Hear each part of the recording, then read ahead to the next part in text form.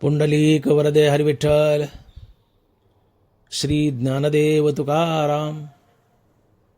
गोपाल कृष्ण भगवान की जय. माऊली ज्ञानेश्वर महाराज की जय. जगद्गुरु तुकाराम महाराज की जय. लागोनिया पाया विनवितो तुम्हाला, करे टाळी बोला मुखी नाम. विठ्ठल विठ्ठल मना वेळोवेळा, हा सुख सोहळा स्वर्गी नाही. कृष्ण विष्णू हरी गोविंद गोपाळ, मार्ग हा प्रांजळ वैकुंठीचा. विठ्ठल विठ्ठल मना वेळोवेळा, हा सुख सोहळा स्वर्गी नाही. सकाळासी येते आहे अधिकार, कलियुगी उद्धार हरीच्या नामे. विठ्ठल विठ्ठल मना वेळोवेळा, हा सुख सोहळा स्वर्गी नाही. तुका म्हणे नामापाशी चारी मुक्ती, तुका म्हणे नामापाशी चारी मुक्ती, ऐसे बहुता ग्रंथी बोली येले. विठ्ठल विठ्ठल मना वेळोवेळा, हा सुख सोहळा स्वर्गी नाही. प्रस्तुत कीर्तनरूपी सेवेसाठी निवडलेला अभंग जगद्गुरु श्री संत तुकाराम महाराज यांचा 5 चरणाचा आणि नामपर प्रकरणातील अभंग आहे. तुकोबाराय म्हणतायत, लागुनिया पाया विनवितो तुम्हाला, करे टाळी बोला मुखी नाम. लागुनिया पाया विनवितो तुम्हाला.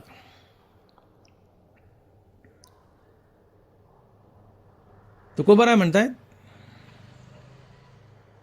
मी तुमच्या पायाला लागतो, अर्थात मी तुमच्या पाय पडतो आणि तुमची विनवणी करतो. काय? तर तुम्ही मुखानं देवाचं नाव घ्या आणि सोबत हातानं टाळी वाजवा. मुखानं देवाचं नाव घ्या आणि सोबत हातानं टाळी वाजवा. महाराज आम्हाला या अभंगातून विनवणी करतायत. ही विनवणी म्हणजे काय? विनवणी म्हणजे आपल्या नेहमीच्या भाषेत गयावया करणं, समोरच्याला नम्र विनंती करणं, समोरच्या पुढं आदरानं काहीतरी हट्ट धरणं, आदरानं काहीतरी मागणं. या विनवणीमध्ये नम्रता असते, गयावया असते, किविलवानापणा असतो.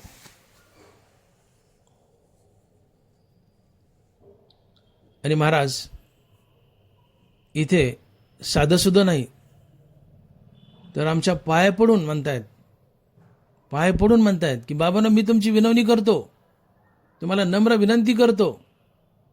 काय? तर तुम्ही मुखानं सातत्यानं देवाचं नाव घ्या आणि सोबत हातानं टाळी वाजवा.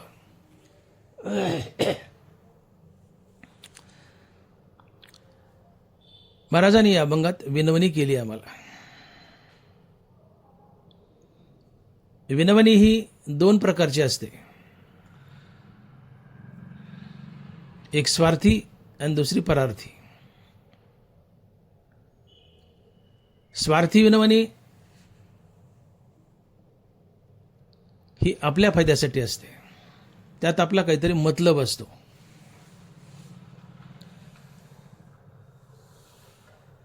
स्वार्थी विनवणी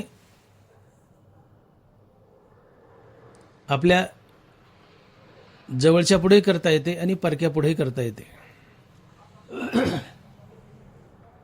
उदाहरणार्थ, मुलगा खूप बिघडलाय, पूर्ण वाया गेलाय. बाप मुलापुढे हात जोडतो, प्रसंगी पाया पडतो आणि म्हणतो, हे बाबा, हे लेकरा, सुधर बाबा, नको वाईट वागू, तुझ्या पाय पडतो बाबा, पण सोडून दे सगळं, नीट वाग. बाप आपल्या मुलाला हात जोडून पाया पडून सांगतो, विनवणी करतो, काय तर नीट वाग. मुलगा जर सुधारला, नीट वागला, तर मुलाचाही फायदा आणि बरोबर बापाचाही फायदा आहे. का तर बापाचा तो मुलगा आहे, दोघाचा फायदा आहे. ही विनवणी आहे, पण स्वार्थासाठी आहे, स्वार्थी विनवणी. किंवा तुमचं काही नडलं, मनुष्य परका आहे, त्याच्यापुढे जाऊन तुम्ही त्याच्या पाय पडता, गयावाया करता, विनवणी करता, विनंती करता नम्रतेने की साहेब साहेब साहेब माझं एवढं काम करा, नडलंय व मला वाचवा, माझं काम करा, मला द्या. त्या माणसानं काम केलं, विनवणी सफल झाली, पण ही स्वार्थासाठीच झाली.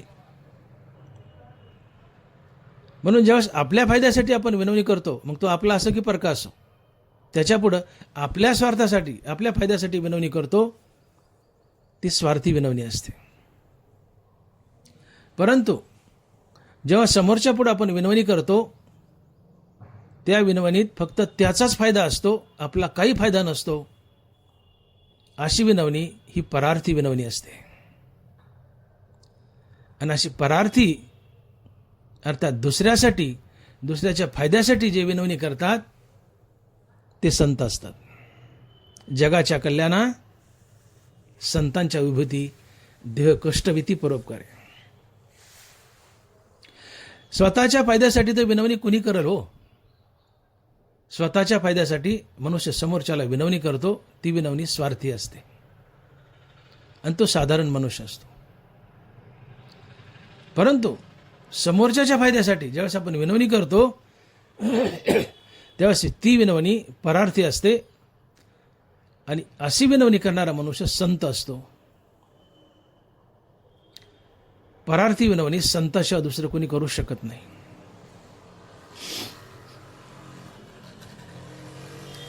समोरचा मनुष्य परका आहे आणि आपण विनवणी करतोय. गडीभर उदाहरण घ्या, समोरचा परका आहे आणि आपण विनवणी करतोय.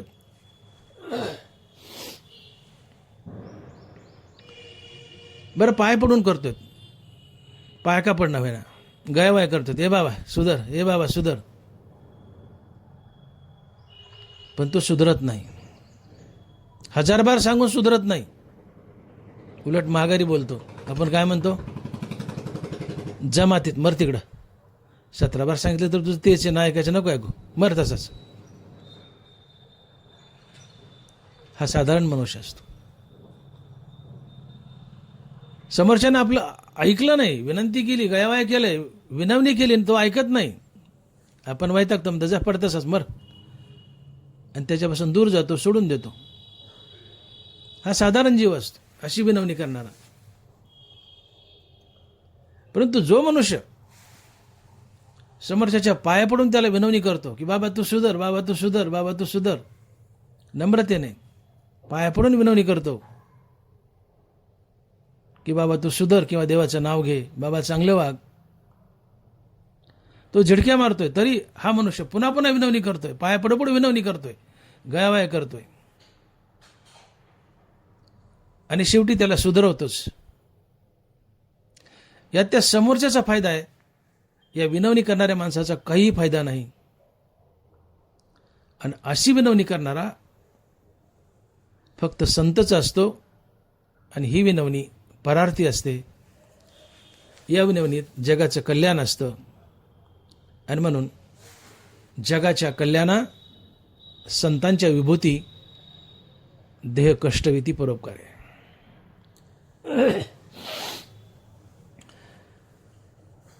तुकोबाराय या अभंगातून आम्हाला एक विनवणी करतायत. काय विनवणी करतायत? करे टाळी बोला मुखी नाम, करे टाळी बोला मुखी नाम, ही विनवणी तुकोबाराय आम्हाला अभंगाच्या पहिल्या चरणात करतायत.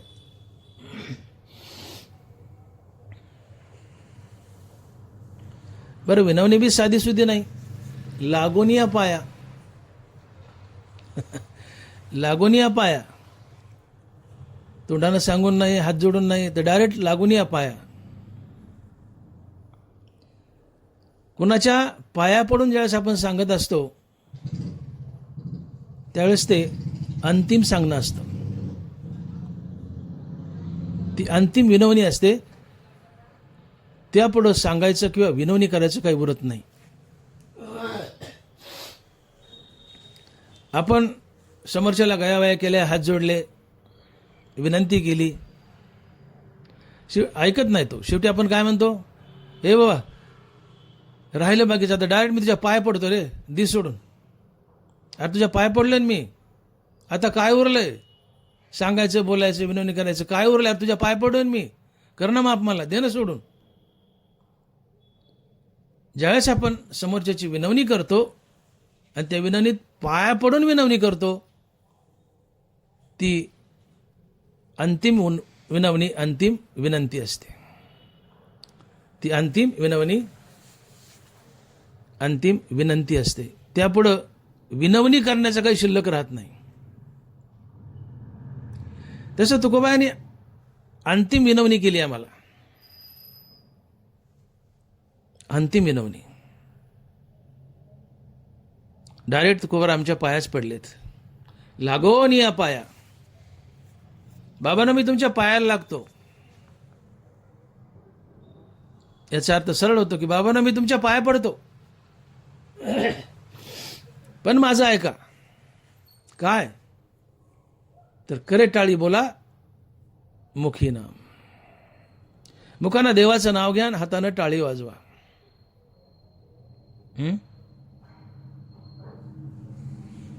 निस्वार्थ विनवणी, परार्थ विनवणी. बाप पोराला म्हणतो, तुझ्या पाय पडतो बाबा, पण नोकरी सोडू नको. तुझ्या पाय पडतो बाबा, पण नोकरी सोडू नको, नोकरी कर. तसं तुकोबाराय म्हणतात, बाबांनो तुमच्या पाय पडतो, पण हरिनाम घ्या. तुमच्या पाय पडतो, पण हरिनाम घ्या. बापाही विनवणी करतोय, तुकोबाराय विनवणी करतायत, पण बाप स्वार्थासाठी विनवणी करतोय. तुझ्या पाय पडतो बाबा, पण नोकरी कर. बापाचा पोराचा दोघाचाही स्वार्थ आहे. तुमच्या पाय पडतो बाबानो, पण हरिनाम घ्या. इथं तुकोबारायचा कुठलाही स्वार्थ नाहीये, फक्त परार्थ आहे. फायदा झाला तर तुमचाच आहे, तुकोबारायचा काही नाही. आणि म्हणून ही उदात्त पराकुटीतली विनवणी आहे की जी फक्त संतच करू शकतात. देह कष्टविती परोपकारी, असं विधान फक्त संतच करू शकतात. आणि असेच महासंत तुकोबाराय तुमच्या आमच्या पायाला लागून, तुमच्या आमच्या पाय पडून विनंती करतायत की बाबांनो, तुमच्या मी पाया पडतो, पण माझं एक म्हणणं आहे का. काय तर मुखानं देवाचं नाव घ्या आणि सोबत हातानं टाळी वाजवा.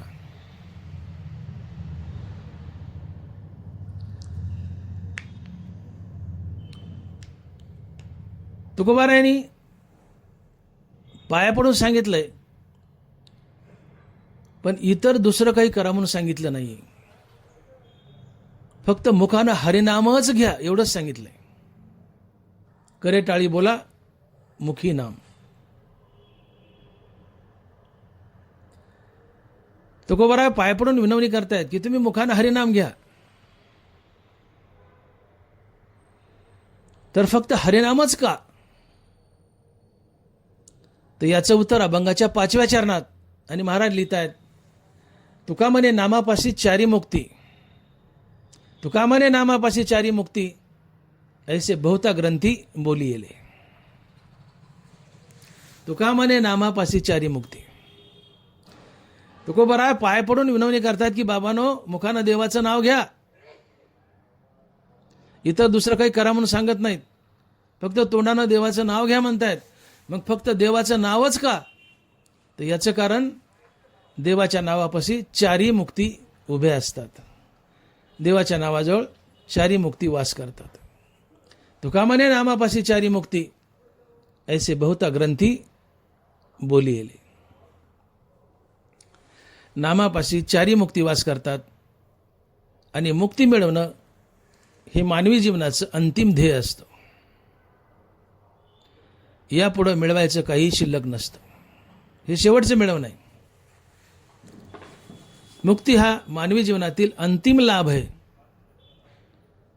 यापुढे कुठलाही लाभ शिल्लक राहिलेला नसतो. आणि म्हणून तुकोबाराज म्हणतायत की तुका म्हणे आता लाभ नाही या परता. तुका म्हणे आता लाभ नाही या परता. तुका म्हणे जन्म आल्याचे सार्थक विठ्ठलच एक देखील या. विठ्ठल भगवंत प्रत्यक्षात पाहणं, मुक्ती मिळवणं हे मानवी जीवनाचं सगळ्यात मोठं सार्थक, सगळ्यात मोठा लाभ आहे. यापुढे कुठलाही लाभ शिल्लक नसतो. हनुमान महाराज म्हणतात की तुका म्हणे आता लाभ नाही या परता. म्हणून महाराज आमच्या पाय पडतायत. लागोन या पाया विनवितो तुम्हाला, करे टाळी बोला मुखी नाम. बाबानो, मी तुम्हाला साधं सुद्धा विनवित नाही, तर डायरेक्ट तुमच्या पाया पडून विनवितो. मी तुमच्या पाया पडतो रे बाबानो. पण माझं एक म्हणणं आहे का, काय तर मुखानं देवाचं नाव घ्या आणि सोबत हातानं टाळी वाजवा. तुमचा फायदा काय होईल, तर या नामापाशी चारी मुक्ती वास करतात. त्या चारी मुक्ती तुम्हाला मिळतील, किंवा त्यातली एखादी तरी नक्कीच मिळेल. आणि मुक्ती मिळवणं हे मानवी जीवनाचं अंतिम कल्याण असतं, अंतिम लाभ असतो, अंतिम ध्येय असतं. यापुढे काही मिळवायचं शिल्लक राहिलेलं नसतं. आणि मग मुखानं नाम घेतलं तर आमचं अंतिम ध्येय, अंतिम लाभ सफल होतो, आणि ती आहे मुक्ती. आणि म्हणून करे टाळी बोला मुखी नाम. आज मी या अभंगावर चिंतन मांडताना सर्वप्रथम 5व्या चरणात प्रवेश केलाय. सहसा अभंग आपण पहिल्या चरणापासून सोडत खालच्या 4थ्या चरणापर्यंत जातो. असेल 5वं तर 5व्यापर्यंत जातो. पण मी आज उलटा प्रवेश केलाय. प्रथमतः मी 5व्या चरणात प्रवेश केलाय. याचं कारण असं आहे की वरच्या 4ही चरणात देवाचं नाम आलंय, आणि 5व्या चरणात देवाचं नाव जर मुखानं घेतलं तर त्याचं फळ काय मिळतं हे फळ आलंय. आणि म्हणून पहिल्या 4ही चरणात देवाचं नाव, देवाचं नाव, देवाचं नाव, देवाचं नाव, हे 4ही चरणात. मग देवाचं नाव 4ही चरणात सांगत बसायचं, तर हे पुन्हा सांगू ना आपण. मग देवाचं नाव जर घेतलं तर फायदा काय होतो हे 5व्या चरणात. आणि तो फायदा आहे तुका म्हणे नामापाशी चारी मुक्ती ऐसे बहुता ग्रंथी बोलियले. अर्थात नामापाशी चारी मुक्ती वास करतात. मग नाम घेतलं तर तुम्हाला चारी मुक्ती मिळतात. हा तुमचा फायदा आहे. आणि हा फायदा सांगण्यासाठी मी अभंगाची सोडवणी 5व्या चरणापासून केली आहे. कारण पहिल्या 4ही चरणात देवाचं नाव दाखवलंय, आणि 5व्या चरणात नामाचं फळ दाखवलंय. आणि ते फळ आहे नामापाशी चारी मुक्ती वास करतात. नाम घेतलं तर तुम्हाला या चारी मुक्ती मिळतात.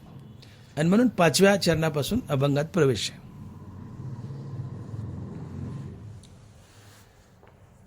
भगवंताच्या नामापाशी चारी मुक्ती वास करतात. भगवंताच्या नामानं तुम्हाला चारी मुक्ती मिळतात. तुम्ही जर सातत्यानं रामनाम घेतलं तर तुम्हाला चारी मुक्ती मिळतात. रामनामानं अजून काय मिळतं मुक्तीशिवाय, तर तुकोबाराय लिहित आहेत, राम म्हणता जन्म नाही गर्भवास. राम म्हणता जन्म नाही गर्भवास, नवे दरिद्रास पात्र कधी. रामनामानं मुक्ती तर मिळतेच, त्याशिवाय रामनामानं अजून आमचे 2 अतिशय मोठे फायदे होतात. ते म्हणजे रामनामाने आम्हाला श्रीमंती मिळते, आणि रामनामानं आम्हाला सुख मिळतं. राम म्हणता जन्म नाही गर्भवास, नवे दरिद्रास पात्र कधी. तुकोबाराय. दैन्य नाही दरिद्रता, नाही भुक्तिमुक्तीची चिंता. तुका म्हणे दाता पांडुरंग ओळ गेल्या. तुम्ही पांडुरंगाची सेवा केली, पांडुरंगाचं नामस्मरण केलं तर काय काय फायदे आहेत. महाराज म्हणतायत, दैन्य नाही दरिद्रता, नाही भुक्तिमुक्तीची चिंता. तुका म्हणे दाता पांडुरंग ओळ गेल्या. पांडुरंगाचं नामस्मरण केलं तर तुमचं दैन्य दरिद्री निघून जाते, तुम्हाला श्रीमंती लाभते. पहिला फायदा. दुसरा फायदा, तुम्हाला मुक्ती लाभतात. भक्ती आणि मुक्ती लाभतात. आणि तुम्हाला सुखही लाभतं. राम म्हणतात, जन्म नाही गर्भवास, नवे दरिद्रास पात्र कधी. राम म्हटलं की तुमचं दारिद्र्य जातं, तुम्हाला श्रीमंती येते, तुमच्या जीवनात सुख येतं आणि तुम्हाला मुक्ती लाभते. हे 3 प्रमुख फायदे रामनामानं होतात. तसं तर रामनामानं अगणित फायदे होतात. काय नो हे केले एका चिंतिता विठ्ठले. रामनामानं काय होत नाही. रामनामानं जगातली प्रत्येक गोष्ट तुम्ही प्राप्त करू शकता. मनाचे संकल्प पावतील सिद्धी, जरी राहे बुद्धी याची पायी. अवघे लाभ होती एका या चिंतने, नाम संकीर्तने गोविंदाच्या.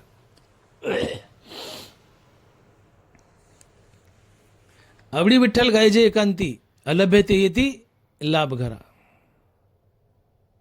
काय नो हे केले. तुकोबाराचा शब्दप्रयोग बघा. काय नो हे केले एका चिंतिता विठ्ठले. अरे विठ्ठलाच्या नामाचं चिंतन केलं तर तुम्हाला काय मिळत नाही, अर्थात तुम्हाला सगळं मिळतं. सगळं मिळतं, लौकिक आणि पारमार्थिक सगळं मिळतं. ज्याला जे उचलायचं त्यांनी ते उचलावं. अलभ्य ती येती लाभ घरा. अलभ्य लाभ काय असतो. एखादा मनुष्य बऱ्याच दिवसांनी भेटला तर आपण काय म्हणतो, अबो जय हरी, राम राम राम राम, अलभ्य लाभ. साहेब तुम्ही भेटल्यास अलभ्य लाभ. अरे तो अलभ्य लाभ नसतो. भेटणारा मरकाय आणि तूही मरकाय. मरक्या वस्तूची प्राप्ती हा अलभ्य लाभ नसतो. जे मरत नाही आणि ते मिळाले तो अलभ्य लाभ असतो. आणि अशा अमर वस्तू आहेत, न मारणाऱ्या वस्तू आहेत. विवेक, वैराग्य, श्रीगुरूची भेट, श्रीगुरु कृपेने आत्मज्ञान आणि त्यातून मुक्ती, आणि त्याच्यावर 5वा पुरुषार्थ भक्ती अर्थात संतपद. या गोष्टींची प्राप्ती हा लाभ म्हणजे अलभ्य लाभ आहे. हा लाभ अविनाशी लाभ आहे. आणि अविनाशाची प्राप्ती हा अलभ्य लाभ असतो. भगवंताची प्राप्ती हा अलभ्य लाभ आहे. अविनाशाची प्राप्ती अलभ्य लाभ. नाशवंताची प्राप्ती हा अलभ्य लाभ नसतो. तो लाभच नसतो, उलट ती हानी असते.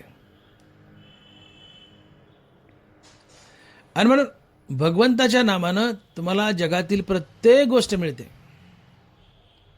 पण संसारामध्ये माणसाला प्रामुख्यानं 3 गोष्टी लागतात. एक श्रीमंती, दुसरं सुख आणि तिसरं मुक्ती. या 3 गोष्टी रामनामानं मिळतात. राम म्हणतात, जन्म नाही गर्भवास, नवे दरिद्रास पात्र कधी. रामनामानं तुम्हाला श्रीमंती लाभते, सुख लाभते आणि मुक्ती लाभते. आणि मानवी जीवनात मानवाच्या या 3 प्रमुख गरजा आहेत. हजारो गरजा आहेत, पण या 3 प्रमुख गरजा आहेत. प्रत्येक मनुष्य पैशाचा भुकेलेला आहे, सुखाचा भुकेलेला आहे आणि मुक्तीचा भुकेलेला आहे. आणि मग सुख, श्रीमंती आणि मुक्ती या 3 गोष्टी रामनामानं मिळतात. तर तुम्हाला अजून काय पाहिजे. मग अजून काय पाहिजे. सगळंच मिळालं की. रामनामानं पैसा मिळाला. पैसा सगळ्याला पाहिजे. मिळाला पैसा, इच्छा पूर्ण झाली. पैसा मिळाला, संसारी सुखसोयी झाल्या, वस्तू झाल्या, सुख मिळेल. वस्तू सुख नसतं, विषयात सुख नसतं.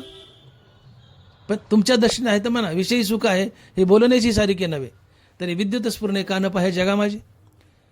पैशात, वस्तूत, विषयात सुख नसतं. पण धरा गडबड, तुमच्या इच्छेप्रमाणे धरा गडबड आहे म्हणा. रामनामानं पैसा मिळाला, पैशाला लागून विलासभोग सुखही मिळालं आणि रामनामानं मुक्तीही मिळाली. जीवनाच्या या मूलभूत 3 गरजा आहेत त्या रामनामानं पूर्ण झाल्या. याच्या पुढे मनुष्य काही जास्त मागत नाही. त्या सुखामध्ये मुलं बाळं बायका पोरं सगळंच आलं. आणि म्हणून तुकोबारायचा हट्ट आहे. तुकोबाराय म्हणतात, बाबांना मी तुमच्या पाय पडतो, माझं ऐका.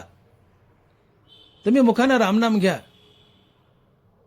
का तर रामनाम घेतलं तर तुमच्या प्रमुख बेसिक 3 गरजा पूर्ण होतील. कोणत्या? तुम्हाला सुख, श्रीमंती आणि मुक्ती मिळेल.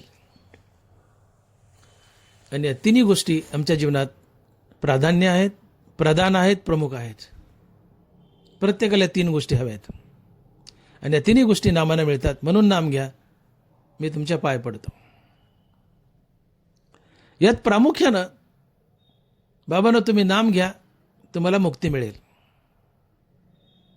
ही गोष्ट वजनदार आहे. जगातील प्रत्येक माणसाला मुक्ती हवी आहे. जगात असा एकही मनुष्य नाही की ज्याला मुक्ती नकोय. अहो, नास्तिकाला सुद्धा मुक्ती हवी आहे. तुम्ही म्हणाल नास्तिकालाही? आणि मग तो नास्तिक कसा काय? हो, नास्तिक असू द्या, खदाडा पिदाडा असू द्या, व्यभिचारी असू द्या, करप्ट भ्रष्टाचारी असू द्या, त्यालाही मुक्ती हवी आहे. त्यालाही मुक्ती हवी आहे. आस्तिकाला तर हवी आहेच, पण नास्तिकालाही मुक्ती हवी आहे. मला सांगा, मुक्तीची काय व्याख्या आहे? विचारसागरातली दुःखाची अत्यंतिक निवृत्ती आणि परमानंदाची प्राप्ती, ही मुक्ती आहे. मग जगात असा कोण माणूस आहे की ज्याला दुःखाची अत्यंतिक निवृत्ती नकोय आणि परमानंदाची प्राप्ती नकोय? अहो, प्रत्येकाची हीच इच्छा आहे, माझ्या जीवनातून दुःख कायमचं निघून जावं, माझं लागी दुःख व्हावे, ऐसे कोणी वांछना जीवे, परी न इच्छिता पावे जे स्वतंत्रता. मला दुःख हो अशी कोणाची इच्छा आहे? कोणाचीच नाहीये. माझ्या जीवनात दुःख येऊ नये ही प्रत्येकाची इच्छा आहे. माझ्या जीवनातून दुःखाची अत्यंतिक निवृत्ती व्हावी ही प्रत्येकाची इच्छा आहे. आणि उलट नास्तिकाची ही जास्तीत जास्त इच्छा असते. आस्तिकाची असते, पण आस्तिक थोडी कमी इच्छा ठेवील ही. पण नास्तिक जास्त इच्छा ठेवतो की माझ्या जीवनातून दुःख कायमचं निघून जावं. दोघालाही असते, पण नास्तिकाला जास्त असते. नास्तिक जगतोच देह पातळीवर, मजा हजा, खाणं पिणं, धन दौलत, पैसा अदला, लांडीला बडी, भ्रष्टाचार, करप्शन, म्हणजे सगळं माझ्याजवळ आहे, पैसा अदला, मग आता माझ्या जीवनात दुःख येऊ नये, मी मजा करावी. उलट नास्तिकाला जास्त इच्छा आहे की जीवनातून दुःख कायमचं निघून जावं, आणि त्यासाठीच तो पैसा कमीत असतो. त्या पैशाने दुःख निवृत्त होत नाही, पण त्याचा समज असतो.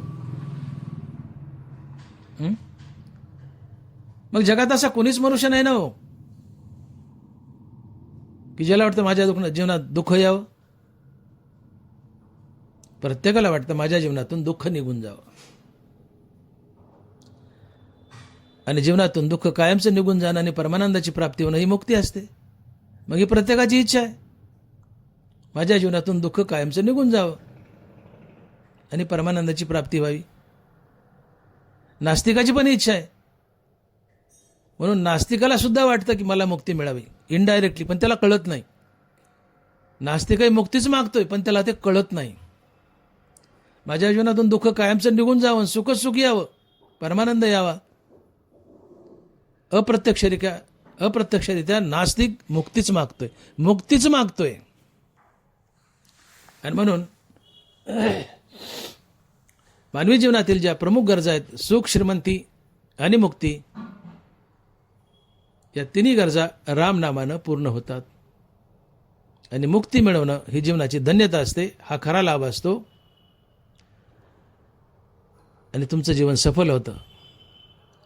ही तुमच्या जीवनाला सफलता लाभावी, तुमचं जीवन धन्य व्हावं, म्हणून तुकोबाराय हट्ट करतायत, नम्र विनंती करतायत, आमच्या पायाला लागतायत की बाबांनो, मी तुमच्या पाया पडतो, लागोन या पाया, विनवितो तुम्हाला. बाबांनो, मी तुमच्या पाया पडतो, पण माझं एक म्हणणं आहे का? काय? तर करे टाळी बोला, मुखी नाम. करे टाळी बोला मुखी नाम. बाबांना मी तुमच्या पाया पडून विनंती करतो, माझं एवढं म्हणणं आहे का? काय तर मुखानं देवाचं नाव घ्या आणि त्यासोबत हातानं टाळी वाजवा. लागून या पाया विनवितो तुम्हाला, करे टाळी बोला मुखी नाम. रामनामानं तुम्हाला श्रीमंती मिळते, पैसा मिळतो, सुख मिळतं, मुक्ती मिळते. तुम्ही म्हणाल कसं? रामनामानं सुख, श्रीमंती आणि मुक्ती तिन्ही गोष्टी मिळतात. रामनामानं सुख कसं मिळतं? देह सादर पाहावा निश्चित, सर्व सुख येत नाम आहे. तुकोबार आहे, सर्व सुख येत नाम आहे. मिळालं नामाने सुख. तुकोबाराने तुकडाच पाडलाय, देह सादर पाहावा निश्चित, सर्व सुख येत नाम आहे. हरिनाम हे सुख आहे. सुख नांत ते हरिनामापाशी. नामाने नामी यांच्यात आभेद आहे. नाम परब्रह्म, वेदार्थ आहे. राम परब्रह्म आहे, म्हणून रामाचं नामही परब्रह्म आहे. नाम परब्रह्म, वेदार्थ आहे. देव म्हणजे देवाचं नाव आणि देवाचं नाव म्हणजे देव. नाम आणि नामी यांच्यात अभेद असतो. आणि या विश्वात एकटा देवच सुखरूप आहे. सुखाची जागा एक आणि सुखाचं स्वरूप एक, आणि ते आत्मस्वरूप. सुख नांत ते फक्त आत्मस्वरूपात, आणि आत्मस्वरूप आहे विठ्ठल. आणि हा विठ्ठल पंढरपुरात विटेवर उभा आहे. हा पांडुरंग पंढरपुरात विटेवर उभा आहे. सुख नांत फक्त आत्मस्वरूपात. आत्मस्वरूप पांडुरंग आहे.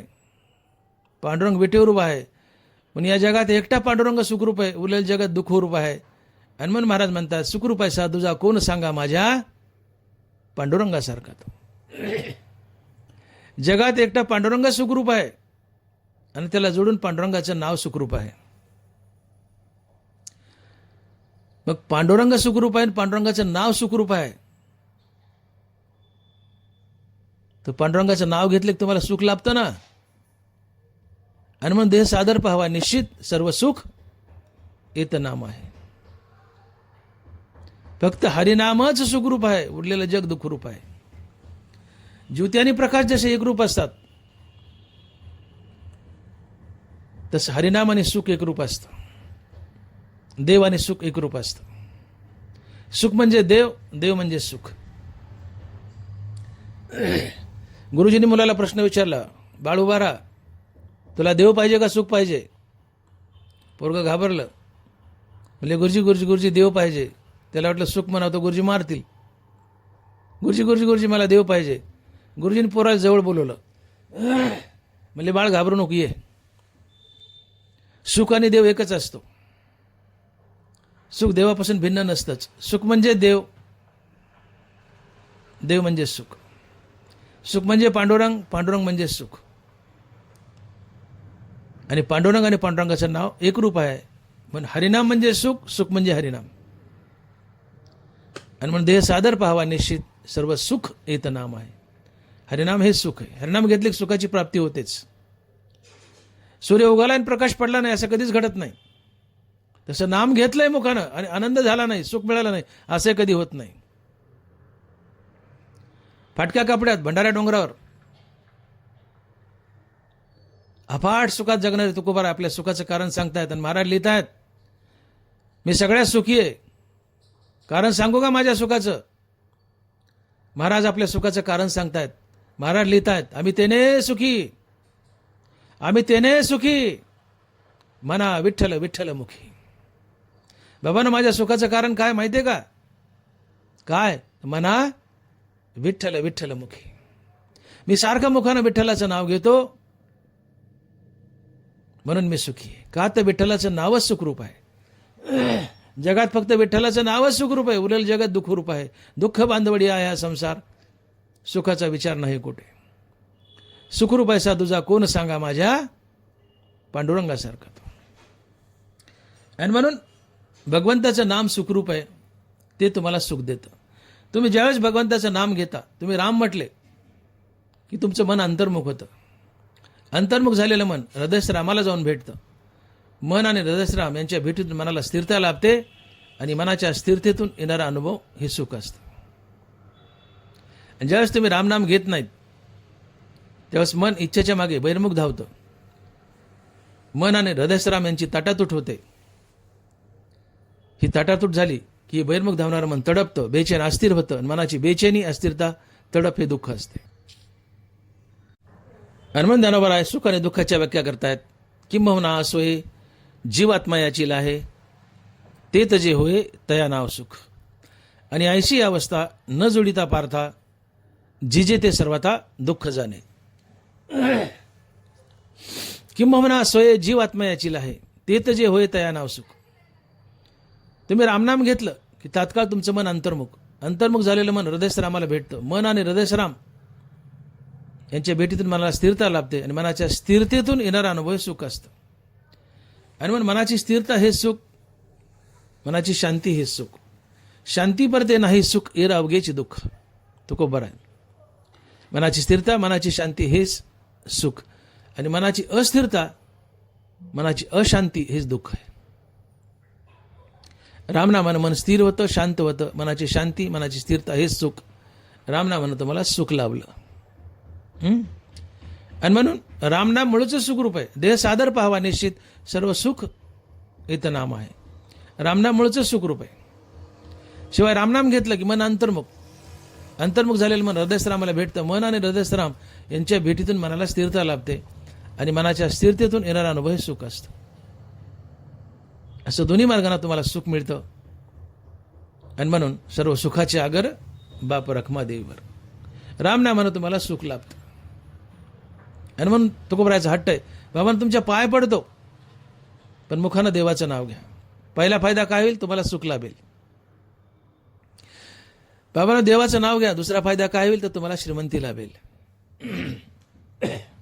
रामनामानं तुम्हाला श्रीमंती लाभते. राम म्हणतात जन्म नाही गर्भवास, नवे दरिद्रास पात्र कधी. नवे दरिद्रास पात्र कधी. जो मुखानं रामनाम घेतो तो कधी भिकारी दरिद्री बनत नाही. दरिद्री ते बनतात की जे मुखाने रामनाम घेत नाहीत. आणि म्हणजे दरिद्री आहेत ते देवाच्या नावापासून दूर आहेत. जे देवाचं नाव घेतात ते कधीही दरिद्री बनत नाहीत, ते श्रीमंत असतात. मग देवाचं नाव घ्या, तुम्हाला श्रीमंती लाभेल. कशी? तर लक्ष्मीने शपथ खाल्ली आहे, जिथं माझा नवरा कृष्ण उभा तिथंच मी उभी राहील. आणि कृष्णाने शपथ खाल्ली की जिथं नीती आणि भक्ती आहे तिथे मी उभा राहील. माझे भक्त गाती जिथे नारदा, मी उभा तिथे. त्याच्या तोंडात देवाचं नाव, त्याच्याजवळ देव उभा असतो. निजल्याने गाता उभा नारायण, बैसून कीर्तन करिता डोले. तुम्ही झोपलात, अंथरुणात पडलात आणि पडल्या पडल्या राम म्हणतायत. हा राम तुमच्या बाजूला उभा असतो. आता तुम्ही उठून बसलायत आणि राम म्हणतायत. हा राम तुमच्या बाजूला डोलत असतो, नाचत असतो. निजल्याने गाता उभा नारायण, बैसून कीर्तन करिता डोले. तात्पर्य जो मुखानं रामनाम घेतो त्याच्याजवळ राम उभा असतो, देव उभा असतो. माझे भक्त गाती जिथे नारदा, मी उभा तिथे. भगवंतानी अर्जुनाला एक पत्ता सांगितला की म्हटले अर्जुना तुला कधी वाटलं की कृष्ण हरपला त्याला शोधायचं, तर म्हटले तुला एक मी कायमचा पत्ता सांगून ठेवतो, तिथं मला शोध, मी नक्की सापडेल. काय पत्ता सांगितलाय अर्जुनाला? एक वेळी मी वैकुंठी नसे, भानुबिंबीही न दिसे, वरी योगियांची मानसे उमरडोनी जाय, परी तयापाशी पांडवा, मी हरपला गिवंसावा, जिथं नाम घोषू बरवा, करीते ते माझा. अर्जुना, मी एक वेळेस वैकुंठात नसेल, सूर्याच्या तेजात नसेल, योग्याच्या ध्यानात नसेल, पण तिथं मात्र जरूर असेल की जिथं माझ्या नावाचं भजन चाललंय, जय जय राम कृष्ण हरी हा नामघोष चाललाय. मी माझ्या नामाजवळ काठी घेऊन उभा असतो. माझे भक्त गाती जिथे नारदा, मी उभा तिथे. देव आपल्या नामापाशी उभा असतो आणि जिथं देव उभा आहे तिथं लक्ष्मी उभी असते. तसे सकळ पुरुषार्थ जेने स्वामी का सनाथ, तो श्रीकृष्ण राव जेथ, तिथं लक्ष्मी. जिथे राम नाम तिथे राम उभा, जिथे कृष्ण नाम तिथे कृष्ण उभा, आणि जिथं कृष्ण उभा तिथं लक्ष्मी उभी. मग काय तुम्हाला श्रीमंती नाही लाभली तर काय लाभली? तुम्ही देवाचं नाव घेताय देव आपल्या नामापाशी उभा आहे आणि देवापाशी लक्ष्मी उभी आहे. मग देवासहित लक्ष्मी घरात आली ना, नारायणासहित लक्ष्मी घरात आली, तुम्हाला देव मिळाला आणि लक्ष्मी मिळाली, तुम्ही श्रीमंत झाले ना. आणि म्हणून मी विधान केलं की देवाचं नाव घेतल्यानं तुम्हाला श्रीमंती लाभते. तुमच्या मुखात देवाचं नाव आहे, कृष्ण नाम आहे. कृष्ण कृष्ण आपल्या नामापाशी उभा आहे आणि कृष्णापाशी लक्ष्मी उभी आहे. मग श्रीमंती झाली ना, कशाने तर नामानं आली. पण नामाने श्रीमंती लाभते. तुम्ही गर्भ श्रीमंत होता, तुम्हाला कधी दारिद्र्य येत नाही. दरिद्री भिकारी ते असतात जे देवाचं नाव घेत नाहीत. जो देवाचं नाव घेतो तो कधीच भिकारी होत नाही. का देवाच्या नावाजवळ देव आणि देवाजवळ लक्ष्मी, म्हणजे तुम्हाला श्रीमंती लाभली.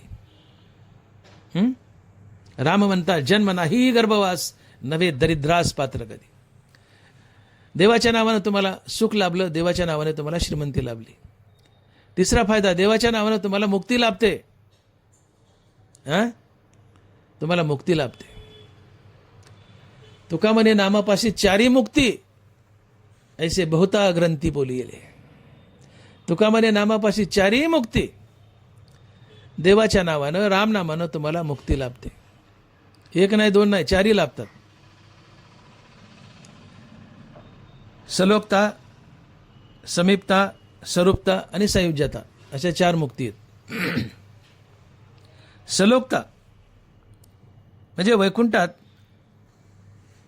तुम्हाला राहायला मिळतं. वैकुंठ लोकाच्या समीप जाता आणि भगवंताचं तुम्हाला रूप मिळतं. याच्या तीन मुक्त्या आहेत, सलोकता, स्वरूपता आणि समीपता. तर सलोकता म्हणजे तुम्ही वैकुंठाला गेले तर तुम्ही चतुर्भुज नर होऊन ठेले.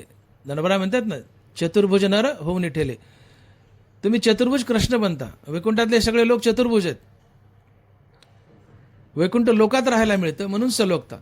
त्या लोकासारखं बनता वैकुंठातल्या, म्हणून सलोकता, चतुर्भुज बनता. स्वरूपता, स्वरूपता म्हणजे तुम्हाला देवाचं स्वरूप मिळतं. तुम्ही विष्णूसारखे दिसता, सावळे, देवाचं रूप मिळतं आणि वैकुंठात राहायला मिळतं. ही स्वरूपता. आणि समीपता, हे रूप तर मिळतंच, परंतु तुम्हाला देवाचं सान्निध्य लाभतं. 24 तास देवाजवळ राहता, ही समीपता. आणि चौथी सायुज्यता, म्हणजे तुम्ही भगवंताच्या आत्मस्वरूपात विलीन होता. जसं समुद्रात एक वंजळभर पाणी टाकलं तर ते पाणी समुद्रात झालं, तसं तुमचं मन आत्मस्वरूपात जाऊन कायमचं निवृत्त झालं. त्याची अत्यंतिक निवृत्ती झाली देवात, अर्थात आत्मस्वरूपात. ही सायुज्य मुक्ती असते. आणि सायुज्य मुक्तीनंतर तुम्हाला जन्ममरण नसतं. तुमचा जन्म मृत्यूचा प्रवास थांबतो. समीपता, स्वरूपता, सलोकता या टेम्पररी, तात्पुरत्या आहेत. चिरंजीवी कल्प वैकुंठी नांदे. नको वैकुंठचा वास, तया सुख असे नास. तुको बरं आहे. समीपता, स्वरूपता, सलोकता या लोकांना पुण्यक्षीण झालं की मृत्यू लोकात यावं लागतं. जसं वैकुंठातून, जसं स्वर्गातून खाली येतात तसं वैकुंठातूनही खाली यावं लागतं. या तीन मुक्ती तात्पुरत्या आहेत, टेम्पररी आहेत. या सुखाला नाश. नको वैकुंठीचा वास, तया सुख असे नाश. मग खरी मुक्ती काय? सायुज्य मुक्ती, की जी मिळाल्यावर तुम्हाला पुन्हा जन्मावं लागत नाही, मरावं लागत नाही. जन्म मृत्यूचा प्रवास थांबतो. अहंकारासहित मनाचा मनपणा नाहीसा होणं, ही सायुज्य मुक्ती असते. अहंकारासहित मनाचा मनपणा नाहीसा होणं, ही सायुज्य मुक्ती असते. या मुक्तीत तुम्ही मुक्त होता, जन्ममृत्यूच्या फेऱ्यातून बाहेर पडता, भगवंताच्या आत्मस्वरूपात कायमचं विलीन होता. या चारही मुक्ती तुम्हाला रामनामानं मिळतात. आणि मुक्ती मिळवणं मानवी जीवनाचं अंतिम ध्येय, अंतिम लाभ आहे. यापेक्षा मोठा लाभ नसतोच. तू का म्हणे आता लाभ नाही या परता. देवाच्या नावानं तुम्हाला चारी मुक्ती मिळतात, म्हणून देवाचं नाव घ्या. मी तुमच्या पाय पडून सांगतो, नाम घ्या, तुम्हाला चारी मुक्ती मिळतील. म्हणून ही विनवणी आहे, हा हट्ट आहे. तुकोबरा पाया पडून म्हणतायत की बाबा नो देवाचं नाव घ्या. खरे टाळी बोला मुखी नाम, देवाचं नाव घ्या सोबत टाळी वाजा. फायदा काय? तुम्हाला सुख, श्रीमंती आणि मुक्ती तिन्ही गोष्टी लाभतील. आणि या तिन्ही गोष्टी मानवी जीवनाचं प्रमुख ध्येय असतं. याच्यापुढे मनुष्य बहुधा काही मागत नाही. रामनाम घ्या, तुम्हाला मुक्ती मिळेल.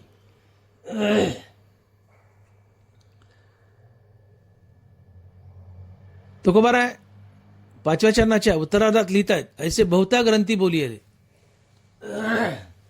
तुका म्हणे नामापाशी चारी मुक्ती, ऐसे बहुता ग्रंथी बोलिये. महाराजाला वाटलं तुम्ही शंका घेताल महाराजाच्या लिखाणावर की नामापाशी चारी मुक्ती आहेत. महाराजाचा पुरावा काय?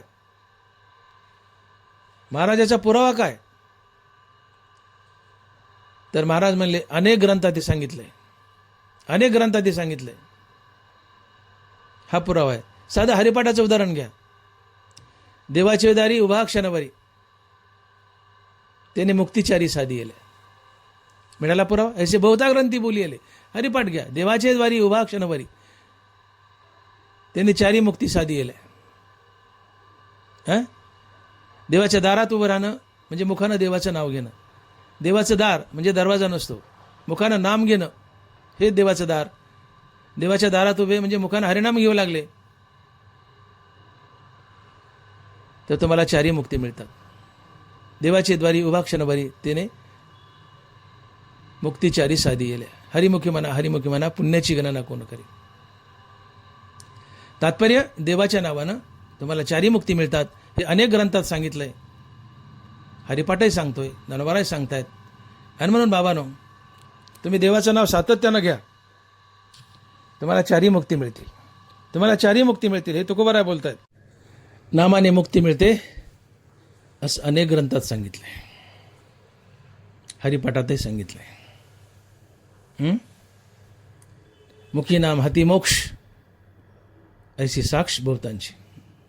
तुकोबाराय नाथ महाराज याची साक्ष देत आहेत. नामे होई जे विरक्त, नामे निर्मळ होय चित्त, नामे साधे गुणातीत, नामे निर्मुक्त भवपाश. नामे होई जे विरक्त, नामाने विवेक वैराग्य. नामे होई जे विरक्त, नामे निर्मळ होय चित्त,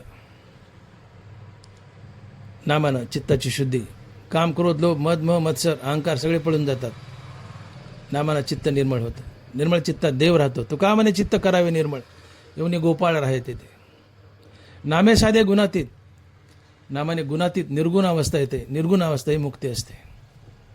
नामानं गुण नसतात. सत्वरजतम आपण नासती करिता भक्ती या विठ्ठलाची. नामाने निर्गुण अवस्था, गुणातीत अवस्था. नामे निर्मुक्त भवपाश. काय काय झाले? नामे होई जे विरक्त, नामे निर्मळ होई चित्त, नामे साधे गुणातीत, नामे निर्मुक्त भवपाश. नामानं विवेक वैराग्य, चित्ताची शुद्धी, निर्गुण अवस्था आणि त्यातून मुक्ती. नामानं मुक्ती मिळते. नामानं मुक्ती मिळते. तुका म्हणे नामापाशी चारी मुक्ती, ऐसे बहुता ग्रंथी बोली येले. नामानं अनेकाला मुक्ती मिळाली. अनेकाला ज्ञानोबाराय साक्ष देत आहेत. ऐसे अनंत अपार नामे तरले चराचर, नाम पवित्र आणि परिकर रखमा देवी वराचे. नामानं अनंत अपार लोक तरलेत. नाम पवित्र आहे आणि परिकर आहे. परिकर या शब्दाचा अर्थ होतो आपल्या कुटुंबातील सदस्य, फॅमिली मेंबर. परिकर म्हणजे फॅमिली मेंबर. नाम हे पवित्र आहे आणि परिकर आहे. अर्थात नाम हा आपला फॅमिली मेंबर आहे. नाम हा आमच्या कुटुंबातील सदस्य आहे. हरिनाम हा आमच्या कुटुंबातील सदस्य आहे. आपण जसं कुटुंबातील सदस्याला विसंबत नाहीत. एखादा मनुष्य बाहेर गेला, रात्रीचे 10, 11, 12 वाजले तरी घरी येणार, सगळं घर बेजार होतं, सगळे शोधायला निघतात. जसं घरातला मनुष्य उशीर आला, गायब झाला तर त्याला आम्ही विसंबत नाहीत, त्याला शोधायला निघतो, त्याला आम्ही विसंबत नाहीत. घरातला सदस्य गायब झाला तर आम्ही घाबरतो, त्याला शोधायला निघतो. घरातल्या सदस्याला आम्ही विसंबत नाहीत. तसं हरिनाम घरातला सदस्य आहे, त्याला विसंबू नका. नाम परिकर आहे, घरातला सदस्य आहे, त्याला विसंबू नका. नाम पवित्र आणि परिकर रखमा देवराचे. फॅमिली मेंबरला जसं विसंबत नाही तसं नामाला विसंबू नका. का तर नाम फॅमिली मेंबर आहे, तुमच्या कुटुंबातील सदस्य. या नामानं अनंत लोक चर आचर सगळे तरलेत. कोण कोण तरलेत? दनाबारा यादी देत आहेत. प्रल्हाद नाम उच्चारी तया सोडवी नरहरी. कोण कोण तरले? प्रल्हाद, ध्रुव, उपमन्यू, गजेंद्र, अजामेळ, वाल्या. यात दनाबारा निळकंठाचंही भगवान शंकराचे नाव घालतात. ऐसे अनंत अपार नामे तरले चराचर, नाम पवित्र आणि परिकर रखमा देवराचे. नाम पवित्र आहे, साराचं सार आहे. नाम साराचेही सार, शरणांगत यमकिंकर. नाम साराचंही सार आहे. ते मुखानं घ्या, मुखानं घ्या. तुम्हाला चारी मुक्ती तर लाभतीलच, पण त्यासोबत तुम्हाला श्रीमंती लाभेल, सुखही लाभेल. आणि म्हणून मुखानं जर हरिनाम घेतलं तर तुम्हाला सुख, श्रीमंती आणि मुक्ती लाभते. या तिन्ही गोष्टी मानवी जीवनाच्या मूलभूत गरजा आहेत. या प्रत्येकाला हव्या आहेत. यापेक्षा वेगळं काही माणसाला नको असतं. प्रामुख्यानं हेच हवं असतं, सुख, श्रीमंती आणि मुक्ती. या तिन्ही गोष्टी तुम्हाला रामनामानं मिळत आहेत. राम म्हणता जन्म नाही गर्भवास, नवे दरिद्रास पात्र कधी. सुख, श्रीमंती आणि मुक्ती रामनामानं मिळतात. याच्या पुढं काही मिळवायचं शिल्लक राहत नाही. तुम्ही धन्य होता. आणि म्हणून तुकोबाराय आमच्या पायाला लागतायत, अक्षरशः आमच्या पाया पडतायत की बाबांनो मी तुमच्या पाया पडतो, लागोन या पाया विनवितो तुम्हाला, मी तुमच्या पाया पडतो. कळकळे गयावाया करतायत, मी तुमच्या पाया पडतो, माझं ऐका. काय करा? तर करे टाळी बोला मुखी नाम. काय करा? तर मुखानं सातत्यानं देवाचं नाव घ्या आणि हाताने टाळी वाजवा. फायदा काय होईल? तर तुम्हाला सुख, श्रीमंती आणि मुक्ती लाभेल. आणि मुक्ती ही अंतिम प्राप्ती असते. संत पदाची प्राप्ती अंतिम प्राप्ती असते. चौपुरुषार्थ श्री भक्ती जैसी. मुक्तीवरी भजनयुक्त महाभागवत उद्धव. हे सगळं तुम्हाला रामनामानं मिळेल. तुम्ही रामनाम घ्या, मुखानं देवाचं नाव घ्या आणि सोबत हाताने टाळी वाजवा. आता तुकोबाराय हाताने टाळी वाजवा असं का आग्रह करतायत? टाळीचं काय महत्व आहे? तर टाळी हे सात्विक संगीत आहे. संगीताचे 3 प्रकार आहेत, सात्विक, राजस, तामस. सात्विक संगीतात लावणी, मृदंग, श्रुती, टाळघोष, सेवू ब्रह्मरस आवडीने. मृदंग, विना, टाळ, चिपळ्या, बासरी, हातानं टाळी हे सात्विक वाद्य आहेत. भजनात, कीर्तनात ही सात्विक वाद्ये वाजवले जातात. तबला, पेटी हे राजस वाद्य, राजस संगीत. डफडा, तुंतुना, ढोलकी, टमकी हे तामस वाद्य, तामस संगीत आहे. टाळ किंवा टाळी हे सात्विक संगीत आहे. आणि ज्यावेळेस तुम्ही गात असता त्यावेळेस गायनाला संगीताची जोड असेल तर ते गायन गोड वाटतं. सिनेमाचं गाणं असू द्या, गायक गातो त्याला संगीत नाही, गाणं गोड वाटतं का? नाही. गाणं फुलतं ते संगीताने. तसं हरिनाम फुलतं ते संगीताने. मग प्रसंगी असेल श्रुती, टाळ, घोष तर ठीक आहे, मृदंग. पण नसेल तर करे टाळी बोला मुखी नाम. बाहेर आहेत, वनात आहेत, रानात आहेत, कुठून आणायचं मृदंग, श्रुती आणि टाळ? मग इथं करे टाळी बोला मुखी नाम. मुखानं नाम घ्या, हाताने टाळी वाजा. टाळी संगीत बनतं. है ना? तुम्ही आरती म्हणताना टाळी वाजवताना बिना टाळीची आरती बघावर कशी गोड वाटते का? नाही वाटत. टाळी वाजवा. योगी 28 विटेवरी उभा, वा मांगे रखमाई दिसे दिव्य शोभा. पुंडलिकाचे भेटी प्रमालेगा, शरणी वाहे भीमा उद्धरी जगा. जय देव जय देव जय पांडुरंगा, व हरी पांडुरंगा. रुक्मिणी वल्लभा, राहीच्या वल्लभा, पावे जीव लगा. जय देव जय. गोड वाटलं ना टाळीने? नुसतं म्हणा बरं. योगी 28 विटेवारी उभा वामांगे रुक्माये दिसे दिव्य शोभा. आता टाळीची साथ द्या. योगी 28 विटेवारी उभा वामांगे रुक्माये दिसे दिव्य शोभा. टाळीनी तुमच्या गायनाला, चिंतनाला, भजनाला एक गोडवा येतो. टाळी हे आनंद प्रकट करण्याचं एक साधन आहे, माध्यम आहे. मनुष्य जेव्हा आनंदी होतो तेव्हा टाळ्या वाजवतो. दुःखाच्या प्रसंगी कुणी टाळ्या वाजवतं का? कुणाच्या जीवनात खूप मोठं दुःख आलं आणि तुम्ही त्याच्या घरी टाळ्या वाजवीत गेले, शोभल काय? पण एखाद्याच्या घरी आनंद आला, एखाद्याचं पोरगं MBBS लागले आणि टाळ्या वाजवीत गेले, ते महाखुश होईल ना, प्रसन्न होईल. वा वा वा वा. टाळी हे आनंद प्रकट करण्याचं माध्यम आहे, साधन आहे. आनंदाच्या प्रसंगी मनुष्य टाळी वाजवतो. नामात आनंद आहे, टाळी वाजवा, आनंद द्विगुणित होतो. टाळीने संगीत मिळतं, भजन गोड वाटतं. टाळीने देव जागा होतो आवाजाने, आणि देवाला प्रोत्साहन मिळतं तुमच्यावर कृपा करण्याचं. म्हणून टाळी वाजवा. करे टाळी बोला मुखी नाम. टाळी संगीत आहे, भजन आहे, सात्विक संगीत आहे. टाळी हे सात्विक संगीत आहे. आदरणीय मोहम्मद रफी आणि लता मंगेशकर यांचं जर एखादं गाणं लागलं सिनेमातलं, सात्विक संगीत आहे, सात्विक गायन आहे, सात्विक आवाज आहे दोघांचा आहे, रफी साहेब आणि लता दिदीचं. या दोघांचं जर गाणं लागलं तर मनुष्य क्षणभर स्तब्ध होतो, हातातली वस्तू गळून पडते, मनुष्य देवान विसरतो. का?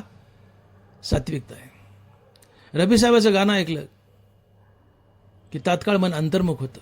अंतर्मुख झालेलं मन हृदयस्थरामाला भेटतं. मन आणि हृदयस्थराम यांच्या भेटीतून मनाला स्थिरता लाभते. मनाच्या स्थिरतेतून येणारा अनुभव हे आनंद असतं, सुख असते.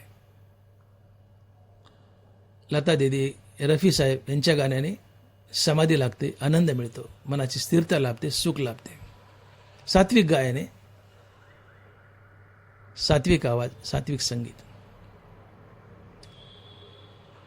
पण रफी साहेब आणि लता दीदी सोडले तर बाकीच्या कोणाचे गाणं आहे का? मनुष्य त्या गाण्यावर समाधी नाही, ते नाचू लागतो, डोलू लागतो. कोणता गायक घ्या, सगळेच गायक चांगलेत, पण प्रामुख्याने हे दोनच गायक, सात्विक गायक, सात्विक संगीत यांच्या गाण्याला आवाज बी सात्विक आहे. बाकी इतर लोकांच्या गाण्यावर मनुष्य समाधी लागत नाही, डुलू लागतो, नाचू लागतो, हलू लागतो. समाधी तर सोडा, नाचायला लागतो. कोंबडीचं गाणं लागा आणि तुम्ही रस्त्याने चाललेत, नकळत तुम्ही अंग हलवून घेता आणि पटकन पाहता आपल्याला कोणी पाहिलंय का, लाजता बी पुन्हा. तामस आवाज, तामस संगीत.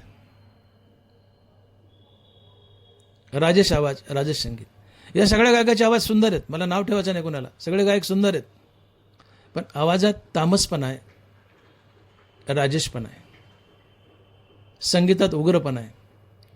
अशा राजेश तामस गायनाने आणि राजेश तामस संगीताने माणसाची समाधी लागत नाही, उलट भंग होते, मन बहिर्मुख धावतं. बहिर्मुख झालेलं मन हृदयश्रामापासून तुटतं आणि मन या हृदयश्रामापासून तुटलं की ते बेचैन अस्थिर होतं, तडपडतं. मनाची तडप, बेचैनी, अस्थिरता हे दुःख असते. म्हणून राजेश तामस गायन आणि संगीताने माणसं भगवंतापासून दूर जातात आणि सात्विक गायन आणि सात्विक संगीताने मनुष्य भगवंताच्या जवळ येतात आणि भगवंताची प्राप्ती करतात. म्हणून परमार्थात भजनात संगीताला फार महत्त्व आहे. आणि म्हणून भगवान श्रीकृष्ण सातत्यानं बासरी वाजायचे. भगवंताची बासरी वाजली, यमुना व्हायची थांबायची,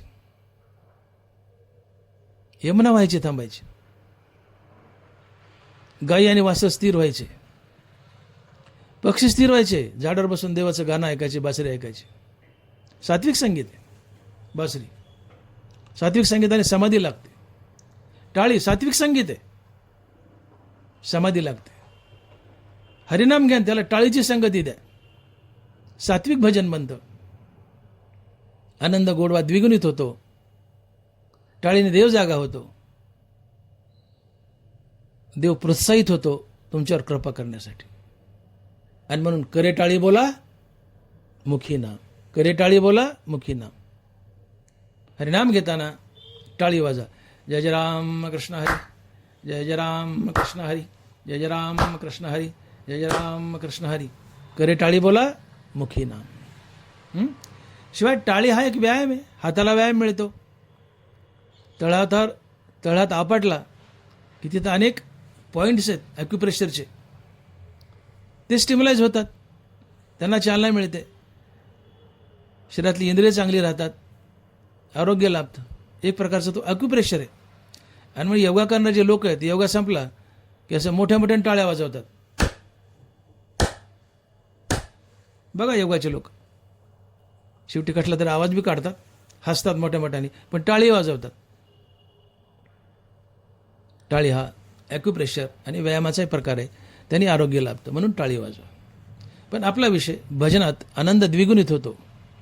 टाळीमुळे सात्विक संगीत मिळतं, भजन गोड वाटतं, देव जागा होतो, प्रोत्साहित होतो, तुमच्यावर कृपा करतो. आणि म्हणून मुखानं देवाचं नाव घेताना टाळी वाजवा, त्याला टाळीची संगती द्या. करे टाळी बोला, मुखी नाव. आणि म्हणून तुम्ही मुखानं भगवंताचं नाम घ्या. काय फायदा होईल? सुख, श्रीमंती आणि मुक्ती मिळेल. आणि त्यासोबत हाताने टाळी वाजवा, भजनामध्ये सात्विकता येईल, नामामध्ये गोडवा येईल. हे अभंगाच्या पहिल्या चरणात तुकोबराय सांगताय. आणि मग असा प्रश्न उभा राहतो की तुकोबराय, तुम्ही आम्हाला विनवणी करतायत, पाय पडून विनवणी करतायत की करे टाळी बोला मुखी नाम. तुम्ही मुखानं नाम घ्या, मुखानं नाम घ्या म्हणून सांगता, तर ते कोणतं नाम घ्या हे आम्हाला सांगा. याचं उत्तर अभंगाच्या दुसऱ्या चरणात. आणि महाराज लिहित आहेत, विठ्ठल विठ्ठल मना वेळोवेळा हा सुख सोहळा स्वर्गी नाही. विठ्ठल विठ्ठल मना वेळोवेळा हा सुख सोहळा स्वर्गी नाही. तर महाराज जे आम्हाला मुखानं नाम घ्या म्हणतायत, तर ते नाम आहे विठ्ठलाचं. तुम्ही मुखानं विठ्ठलाचं नाम घ्या आणि हातानं टाळी वाजा. करे टाळी बोला, मुखी नाम. विठ्ठलाचं नाम घ्या. विठ्ठलाचंच नाम का? त्या विश्वात एकटा विठ्ठलच अमर आहे, बाकी सगळे मरके आहेत. आणि अमराचं नाव घेतलं तर तो आम्हाला अमर करतो. अमर फक्त विठ्ठल आहे, म्हणून विठ्ठलाचंच नाव. सत्य साच खरे, नाम विठोबाची बरे. सत्य तू विठ्ठला, कागा दाविला जगताकार. जो नित्य असतो तो सत्य असतो, आणि सत्य असतंय ते अमर असते. सत्याला कधी मरण नसते. आपण एरी बोलतो, खऱ्याला काय मरण आहे? नित्य आहे ते सत्य, सत्य आहे ते अमर आहे. नित्य सत्य अमित हरिपाठ ज्यासी, कळी काळ त्यासी न पायदृष्टी. विठ्ठलाने विठ्ठलाचं नाव हे नित्य आहे. जे नित्य आहे ते सत्य आहे, आणि जे सत्य आहे ते अमर्याद आहे. आणि जे अमर्याद आहे त्याच्यावर काळाची नजर पडत नाही. कळी काळ त्याची न पायदृष्टी. अमर्याद आहे त्याच्यावर काळाची नजर पडत नाही. जे मर्यादित आहे त्याच्यावर काळाची नजर पडते. तुमच्या आमच्यासारखे आम्ही मर्यादित आहोत, एक दिशा आहोत, एक शरीर आहोत. काळ आम्हाला वडून नेतो. पण जो अमर्याद आहे, काळ त्याचा गुलाम असतो. काळाची नजर अमर्यादावर पडत नाही. आणि ज्याच्यावर काळाची नजर पडत नाही तो अमर असतो. आणि मग नित्य सत्य अमित हरिपाठ ज्यासी, कळी काळ त्यासी न पायदृष्टी. जो अमित हरिनाम घेतो, सारखं हरिनाम घेतो, हरिनामामुळं, हे हरिनामच कसं आहे? नित्य सत्य अमित आहे. हरिनाम नित्य आहे, नित्य आहे ते सत्य, सत्य आहे ते अमर्याद आहे. अमर्यादावर काळाची नजर पडत नाही. तुम्ही हरिनाम घेता, मग तुम्ही नित्य आहेत, नित्य म्हणून सत्य, सत्य म्हणून अमर्याद, मग तुमच्यावर काळाची नजर पडत नाही. विठ्ठल, विठ्ठलाचं नाम अमर, तुम्ही अमर होता विठ्ठल नामामुळे, आणि म्हणून विठ्ठलाचं नाम आहे. जगात दोनच गोष्टी सार रूप आहेत. फलकट तो संसार, इथं सार भगवंत. तुका माने ऐसा आहे श्रेष्ठाचार, नाम हेची सार विठोबाचे. या विश्वात विठ्ठल आणि विठ्ठलाचं नाम दोनच गोष्टी सार आहेत, बाकी सगळं असार आहे. आणि जे सार आहे ते नित्य असतं, नित्य आहे ते सत्य असतंय, आणि सत्य असतं ते अमर असतंय, आणि ते विठ्ठल आणि विठ्ठलाचं नाम. आणि म्हणून विठ्ठल अमर आहे, विठ्ठलाचं नाम अमर आहे. आणि मग अशा विठ्ठलाचं नाम घेतलं, अमर विठ्ठलाचं अमर नाम घेतलं, तर विठ्ठल आम्हालाही अमर करतो. आणि म्हणून विठ्ठल विठ्ठल मना वेळोवेळा, विठ्ठल विठ्ठल मना वेळोवेळा. दरबारा लिहित आहेत, आकाराचे निझालेपणे आकारलोपी, आकाराचे निझालेपणे जन्मधर्माते नेणे, आकारलोपी निमने नाही जया. ऐसे आपल्या जी सहजस्थिती ब्रह्माची जे नित्यता असते, तया नाव सुभद्रापती अध्यात्मगा. जग जन्माला आलं, विठ्ठल आणि विठ्ठलाचं नाव जन्माला येत नाही. जग मेलं, विठ्ठल आणि विठ्ठलाचं नाव मरत नाही. अशी ही विठ्ठल आणि विठ्ठलाच्या नामाची जी सहज अवस्था आहे, हे अध्यात्म आहे, आणि हे अध्यात्म विठ्ठल आहे. अशी आपल्या जी सहज स्थिती ब्रह्माची जी नित्यता असते, ब्रह्म म्हणजे विठ्ठल, ब्रह्माची जी नित्यता आहे, विठ्ठलाची जी नित्यता आहे, ते अध्यात्म आहे, आणि अध्यात्म विठ्ठल आहे. अर्थात जे नित्य आहे ते सत्य आहे, आणि सत्य आहे ते अमर आहे. आणि म्हणून विठ्ठल आणि विठ्ठलाचं नाव अमर आहे. आणि अशा अमर विठ्ठलाचं नाम घेतलं तर ते नाम आम्हालाही अमर करतं, मुक्त करतं, संत बनवतं. या जगात फक्त विठ्ठलच अमर आहे. हरिहरा भेद नाही नका करू वाद, महादेव बी अमर आहे, पण दोघं एकच आहेत. असं एकटा विठ्ठलच अमर आहे. आणि अशा अमर विठ्ठलाचं अमर नाव आम्ही घेतलं तर आम्ही अमर होतो. आणि म्हणून फक्त विठ्ठलाचंच नाव, आणि म्हणून शब्दप्रयोग आहे, विठ्ठल विठ्ठल मना वेळोवेळा, हा सुख सोहळा वैकुंठी नाही. विठ्ठलाचं नाम पुन्हा पुन्हा घ्या. बाबांनो तुमच्या पाय पडतो, तोंडात नाव घ्या, पण कोणतं नाव? विठ्ठलाचं नाव घ्या. विठ्ठल विठ्ठल मना वेळोवेळा. पुढे महाराज म्हणतात की हा सुख सोहळा स्वर्गी नाही. विठ्ठल नामाचा सोहळा स्वर्गात नाहीये. मग याची देही घडे देवाचे भजन, आणिखे जाण नाही कुठे. याची चेलावले चकार, याची देही घडे देवाचे भजन. देवाचं भजन, देवाचं नामस्मरण फक्त मनुष्य लोकात, मृत्यू लोकातच आहे. फक्त मनुष्य मानवच देवाचं नाव घेऊन मुक्त होऊ शकतो. 84 लक्ष त्यातलं कुणीही नाही. याची देही घडे देवाचे भजन, अनेके जाण नाही कुठे. विठ्ठल नामाचा सुख सोहळा हा फक्त मृत्यू लोकात मनुष्यामध्येच आहे. विठ्ठल नाम हा सुख सोहळा आहे. तुकोबारा शब्दप्रयोग काय करतात? सुख सोहळा. हा सुख सोहळा वैकुंठी नाही. सुख सोहळा भोगी जीवनात सुखाचा रास असतो, मुक्त जीवनात सुख असतं. परंतु मुक्तीवरील भक्तीमध्ये सुखाचा सोहळा असतो. दिसो परतत्व डोळा, पाहो सुखाचा सोहळा, रिगो महाबोध सुखाळा माझे विश्व. दिसो परतत्व डोळा, पाहो सुखाचा सोहळा. परतत्व डोळ्याला दिसलं की सुखाचा सोहळा होतो. विठ्ठलनाम मुखानं घेतलं की सुखाचा सोहळा होतो. सुखाचा सोहळा मुक्तीवरील भक्तीत असतो. मी बोललो संसारी भोगी जीवनात सुखाचा रास असतो, मुक्त जीवनात सुख असतं, आणि मुक्तीवरील भक्तीमध्ये सुखाचा सोहळा असतो. आणि ही संत अवस्था असते, याला संतपद म्हणतात. मुक्तीवरी भजनयुक्त महाभागवत उद्धव, जो पुरुषार्थ श्री भक्ती जैसी. आणून मुक्त होऊन जो देवाचं नाव घेतो, ऐसा बोधची केवळू होऊन असे निष्कळू, त्याही वरी भजन शिळू माझ्या टाई. मुक्त झाला तरी देवाचं नाव घेतोय. हे नामस्मरण सुखाचा सोहळा असतो. आणि हा सुखाचा सोहळा फक्त आणि फक्त मृत्यू लोकात मनुष्यामध्येच आहे, वैकुंठ स्वर्गात नाहीये. आणि म्हणून महाराज म्हणतात की हा सुख सोहळा स्वर्गी नाही. विठ्ठल विठ्ठल मना वेळोवेळा, हा सुख सोहळा स्वर्गी नाही.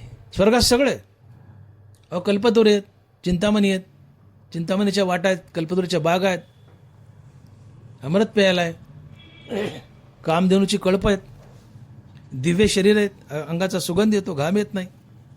माणसाचं शरीर काय धडेव, 9 छिद्र आहेत माणसाच्या शरीराला. प्रत्येक छिद्रातून एक नाली वाहते, घाण वाहते.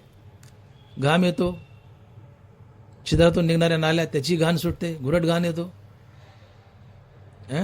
शरीर दुर्गंधीची थार नाही अपवित्र शरीरायची.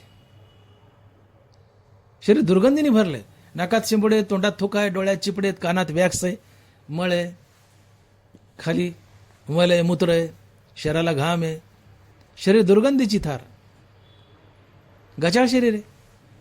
एक दिवस आंघोळ नाही केलं तर घुरट घाण सुटते, सकाळी दात नाही घातले तर जवळ बसू वाटत नाही त्या माणसाच्या, तोंडाचा वास सुटतो. इतकं घाणेरडं शरीर. पण याला महत्व का? तर याची देही घडे देवाची भजन आणि की जाण नाही कुठे. एवढं घाणेरडं दुर्गंधीची थार असू नये, याला महत्व आहे का? तर याच देही घडे देवाचे भजन. या देहातूनच विठ्ठल नाम घेता येतं आणि मुक्त होता येतं, म्हणून याला महत्व आहे. आणि म्हणून या देहासाठी स्वर्गीचे अमर इच्छिता ती देवा, मृत्यूलोकी व्हावा जन्मामा. स्वर्गीचे अमर देवता टोकतायत की देवा आम्हाला मृत्यूलोकात मनुष्याचं शरीर दे. का? तर नारायण नामे हो जीवनमुक्त, कीर्तनी अनंत गावगीती. जागं व्हा. स्वर्गात जे अमर गेलेत, स्वर्गात जे देवता झाले ते मृत्यूलोकातूनच गेलेत. कुठल्या येवनीत जायचं असलं तर मृत्यूलोकातूनच जावं लागतं. मृत्यूलोक हा जंक्शन आहे. रेल्वे जंक्शन चारी दिशेला जाते. मनुष्ययोनी जंक्शन आहे, इथून मनुष्य चारी दिशेला जातो. कोणत्या योनीला जायचंय? मनुष्य योनीतून ठरतं. हे स्वर्गातले अमर देवता इंद्र वगैरे वगैरे हे आधी माणसं होते. 100 यज्ञ केले किंवा अफाट पुण्य केलं, दान केलं, स्वर्गात गेले, इंद्र झाले वगैरे सगळे झाले, स्वर्गीय देवता झाले. पण मनुष्य जन्मात असताना त्यांना मनुष्य जन्माचं महत्त्व कळालं नाही. त्यांनी केलेल्या पुण्यावर स्वर्ग मागितला, देव मागितला नाही. त्यांना स्वर्ग मिळालाय, पण तिथं गेल्या पस्ताव झाला, पश्चाताप झाला. इथं नुसते भोग आहेत आणि भोगात सुख नसतं. भोगात सुख नसतं, भोगात दुःख असतं.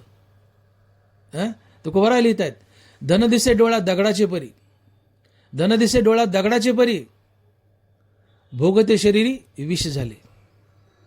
शारीरिक भोग हे विष, भोग नरकालाच नेत आहेत. धनभरा लिहित आहेत, विषयाचे ध्यान विपाय वाहे मन, तरी एसने पतन गिवंसित पाय. तुम्ही विषयाचं नुसतं ध्यान जरी केलं तर विषय भोगायचं वाटतात. विषय भोगले की तुमचं पतन होतं. विषय भोगणारा मनुष्य नरकालाच जातो. ज्ञानेंद्रियाचे विषय.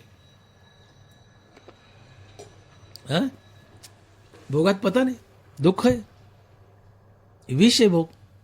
भोगते शरीरी विष झाले.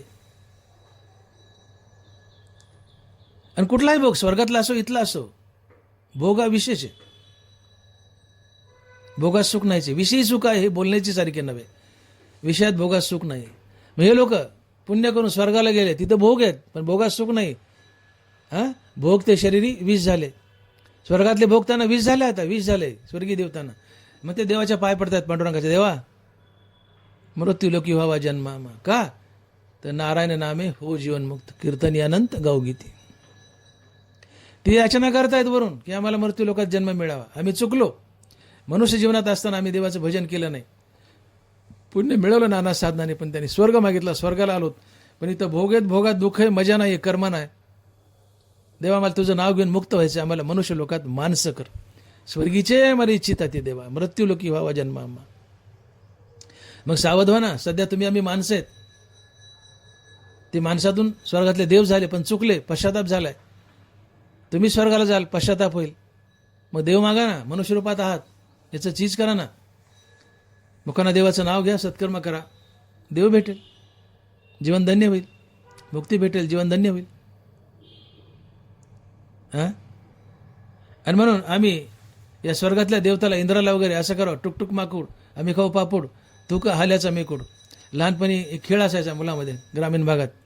एखादा पोरगं चॉकलेट, शेंगदाणे, बिस्किट काय घेऊन आलं खिशात आणि ते खायला लागलं आणि बाकीच्या पोरांनी मागितलं मला दे ना, तर ते म्हणतं टुकटुक माकूड आम्ही खाऊ पापूड, तू का हाल्याचा मेकूड. तसं इंद्राला म्हणावं, टुकटुक माकूड, इंद्रा टुकटुक माकूड आम्ही खाऊ पापूड, तू का हाल्याचा मेकूड. का? तर मी मनुष्य म्हणाव इंद्रा, हे स्वर्गीय देवतानो आम्ही मनुष्यच म्हणाव. आणि आज आम्ही विठ्ठल नाम घेतोय, तर विठ्ठल नामानं आम्ही चारी मुक्ती मिळू. ती संधी इंद्रा तुला नाहीये, स्वर्गीय देवता तुम्हाला नाहीये, म्हणून आम्ही मनुष्य तुमच्यापेक्षा भारी आहेत. हा मानवी जीवनाचा महिमा आहे. या विठ्ठल नामानं काय काय होतंय? श्रीमंती मिळते, सुख मिळतंय, मुक्ती मिळते. आणि म्हणून हा सुख सोहळा स्वर्गी नाहीये. स्वर्गात सगळं आहे पण हरिनाम नाहीये, म्हणून सुख नाहीये, मुक्ती नाही आहे. आणि म्हणून आम्हाला शहाणं व्हायचं आहे. मृत्यूलोकात आहात, कीर्तनात या, प्रवचनात या, कथेत या, हरिभजनात या, देवाचं नामस्मरण करा, सत्कर्म करा. कथा कीर्तन टाळू नका. कथा कीर्तन फार महान आहे. कथा कीर्तन फार महान आहे. तुकोबाराय म्हणतात, तुका म्हणे सुख समाधी हरी कथा, नेने भव्यता गाईल तो. हरिकथेने सुख तर मिळतं, समाधी लाभते, मुक्ती मिळते. कथा सुख करी, कथा मुक्त करी, कथा याच बरी विठोबाची. कथा सुख देते, मुक्त करते, पण विठोबाची कथा ऐका. कथा स्वर्गाला नेते, सकामतेने ऐकली तर, निष्कामतेने ऐकली तर मुक्तीही देते. कथा सुख करी, कथा मुक्त करी, कथा याच बरी विठोबाची. कथा ऐका, कीर्तन ऐका. कथा भूषण, जनामध्ये सार, तरले अपार बहु येणे. कथा भूषण आहे, जगामध्ये सार गोष्ट आहे. कथा ऐकली तर अपार तरले, तुम्हीही तराल, मुक्त व्हाल. कथा भूषण, जनामध्ये सार, तरले अपार बहु येणे. कथा देवाचे ध्यान, कथा साधना मंडन, कथे ऐसे पुण्य आणि नाही सर्वता. कथा देवाचं ध्यान आहे, कथा साधना आहे, कथा मंडन आहे. कथेसारखं पुण्य जगात कशानेच मिळत नाही. कथे ऐसे पुण्य आणि नाही सर्वता. मनुष्यरूपात आहात, कीर्तनात, प्रवचनात या, हरिकथा ऐका, हरिनाम घ्या, मुक्त व्हाल. कथा सुखही देईल, मुक्तही करेल. हवा असेल तुम्हाला स्वर्ग तर स्वर्गाला नेईल, पण तोट्यात पडेल, फसाल स्वर्गाला जाऊन. पुन्हा स्वर्गीच्या अमर इच्छिता ती देवा, मृत्यूलोकी व्हावा जन्मा, असं होईल. एकदा एक मनुष्य मरण पावला आणि योगायोगाने स्वर्गाला गेला. बीड जिल्ह्यातलाच होता. तिथं आधी काही बीड जिल्ह्यातले लोक स्वर्गात गेले होते. त्यांची भेट झाली. म्हणजे राम राम श्याम श्याम जय हरी जय हरी, या या या. कुठून आले? म्हणले बीड जिल्ह्यातून. म्हणले बीड जिल्ह्यात होते. बरं ठीक आहे. म्हणले काय काय केलं? म्हणले काय नाही केलं, नोकरी केली, व्यापार केला, भरपूर दान पुण्य केलं, पुण्य मिळवलं आणि या पुण्याने स्वर्गाला आलो. तिथले लोक म्हणतात, अरे अरे अरे चुकलं रे तू, आम्ही मनुष्यरूपात असताना हेच केलं. नोकरी केली, धंदा केला, व्यापार केला, दान पुण्य केलं, भरपूर पैसा आणि भरपूर पुण्य मिळवलं, पण त्या पुण्याने देव मागितला ना, आम्ही स्वर्ग मागितला आणि स्वर्गात येऊन पडलो. आता पश्चाताप म्हणले, आता पश्चाताप होतं. इथं काही नाही म्हणले, भोग विलास आहेत आणि भोगात नुसतं दुःख आहे म्हणले. भोग ते शरीरी विष झाले, हे भोग विषासारखे झालेत म्हणले, आम्हाला नको वाटते, आम्ही चुकलोत. मृत्यू लोकात असताना विठ्ठलाचं नाम घेतलं नाही, हरिकथा ऐकली नाही, की जे नाम आणि कथा आम्हाला मुक्त करते. आम्ही नामही घेतलं नाही, कथा ऐकली नाही, स्वर्गात येऊन पडलोत. तूही तेच केलं, तू चुकला, स्वर्गात येऊन पडलास, चुकलास माणसं. तुम्ही तरी चुकू नका. केलं अफाट पुण्य, जाल स्वर्गाला, पण चुकाल, तिथले भोग विष होतील, कंटाळवाणी. भोगात कंटाळा असतो. आणि म्हणून मनुष्यरूपात आहात तर देवाचं नाव घ्या, विठ्ठल विठ्ठल म्हणा, हरिकथेत बसा. हरिकथा ऐकल्यानं, देवाच्या नावानं तुम्ही मुक्त व्हाल, श्रीमंती सुखही मिळेल. आणि म्हणून तुकोबाराची विनंती आहे की लागून या पाया विनवतो तुम्हाला, करे टाळी बोला मुखी नाम. काय तर विठ्ठल विठ्ठल म्हणा वेळा, हा सुख सोहळा स्वर्गी नाही. बाबांना मी तुमच्या पाय पडतो, बाबांना मी तुमच्या पाय पडतो, माझं ऐका. काय तर तोंडाने देवाचं नाव घ्या, अर्थात विठ्ठल विठ्ठल म्हणा, आणि त्यासोबत हाताने टाळी वाजवा. तुम्हाला सुख श्रीमंती आणि मुक्ती सगळंच लाभेल. आणि हा सुख श्रीमंती आणि मुक्तीचा सोहळा स्वर्गातही नाही आहे, तो फक्त मृत्यूलोकातच आहे आणि मनुष्यासाठीच आहे. आणि म्हणून सावध व्हा, जागे व्हा, मुखानं विठ्ठलाचं नाम घ्या, आणि हा नामाचा सोहळा भोगा आणि मुक्त व्हा, सोबत श्रीमंती आणि सुखही प्राप्त करा. आणि म्हणून विठ्ठल विठ्ठल म्हणा वेळा, हा सुख सोहळा स्वर्गी नाही. पुढे असा प्रश्न उभा राहतो की आम्ही तुकोबाराला एक प्रश्न विचारू की महाराज तुम्ही विठ्ठलाचं नाम घ्या म्हणता, पहिल्या चरणात तुम्ही म्हणले फक्त नाम घ्या, कारण पहिल्या 4 चरणात नाम आले आणि शेवटच्या 5व्या चरणात त्या नामाचं फळ आले, म्हणून आपण अभंग उलटा सोडिला, 5वं चरण आधी घेतलं.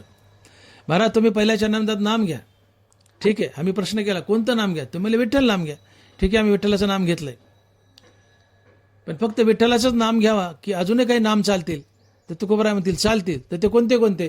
तर महाराज तिसऱ्या चरणात लिहित आहेत, कृष्ण विष्णू हरी गोविंद, कृष्ण विष्णू हरी गोविंद गोपाळ, मार्ग हा प्रांजळ वैकुंठीचा. कृष्ण विष्णू हरी गोविंद गोपाळ, मार्ग हा प्रांजळ वैकुंठीचा. अरे बाबा ना, तुम्ही विठ्ठलाचं घ्या मान्य आहे, पण तुम्हाला प्रश्न पडला ना की फक्त विठ्ठलाचंच घ्यावा? नाही नाही नाही, विठ्ठलाचं तर घ्या, पण त्याशिवाय कृष्ण विष्णू हरी गोविंद गोपाळ या कोणाचंही घ्या. या विठ्ठलाला या विष्णूला 1000 नाव आहेत. या 1000 नावापैकी कोणतंही नाव घ्या, कोणतंही नाव घ्या. उघडा मंत्र जाणा रामकृष्ण म्हणा, कोणतंही नाव घ्या, 1000 नाव आहेत. विठ्ठल म्हणा किंवा कृष्ण म्हणा, विष्णू म्हणा, हरी म्हणा, गोविंद म्हणा, गोपाळ म्हणा, कोणतंही नाव घ्या. कृष्ण विष्णू हरी गोविंद गोपाळ, मार्ग हा प्रांजळ वैकुंठीचा. या यादीमध्ये तिसऱ्या चरणात तुकोबरांनी कृष्ण नाम आधी घातले. कृष्ण विष्णू हरी गोविंद गोपाळ या 5 नावात कृष्ण नाम आधी घातलंय. तुकोबरांचा काही खास उद्देश असावा कृष्ण नाम आधी घालण्यामध्ये, कारण कृष्ण हा जगजेठी आहे. कृष्ण हा जगाचा आधी आहे. जगतात सर्वात आधी कृष्ण जन्माला आला. जन्माला आला म्हणण्यापेक्षा प्रगट झाला, स्वयंभू आहे, त्याला जन्म नाही मरण नाही. कृष्ण आधी आहे, जगजेठी. आपल्या विभूती सांगताना गीतेमध्ये भगवान कृष्ण म्हणतायत की 12 आदित्यात विष्णू मी आहे. आपण विष्णूचा अवतार म्हणतो कृष्णाला, हे तर खरंच आहे, पण भगवान कृष्ण याच्याही पुढे जाऊन बोलतायत की 12 आदित्यामध्ये विष्णू मी आहे. इथं हे स्पष्ट होतंय की कृष्णाचं रूप विष्णू आहे. कृष्ण विष्णूच्याही पुढचा आहे, मान्य, विष्णूचाच अवतार आहे कृष्ण, पण जनावर अजून फुलवतात कृष्णाला की कृष्ण विष्णूच्या पेक्षा मोठा आहे. कसा? धनवरा लिहित आहे, तू परमदैवत तिही देवा, तू पुरुषजी 25वा, दिव्य तू प्रकृती भावा पलीकडील. तू परमदैवत तिही देवा, तिही देव म्हणजे ब्रह्मा विष्णू महेश. हे कृष्णा, धनवरा म्हणतात, हे कृष्णा, तू ब्रह्मा विष्णू महेश या तिन्ही देवांचा देव आहेस. तू परमदैवत तिही देवा म्हणजे कृष्ण देवाचाही देव आहे. या देवांचाही देव बळीया माझा पंढरीराव. हा पंढरीराव कृष्ण आहे, या देवांचाही देव. तू परमदैवत तिही देवा, कृष्ण ब्रह्मा विष्णू महेश या तिन्ही देवांचाही देव आहे. नाथ महाराज लिहितात, मायागुणी गुणा अवतार, उत्पत्ती स्थिती लय कर, ब्रह्मा आणि हरिहर तेही आज्ञाधर जयाचे.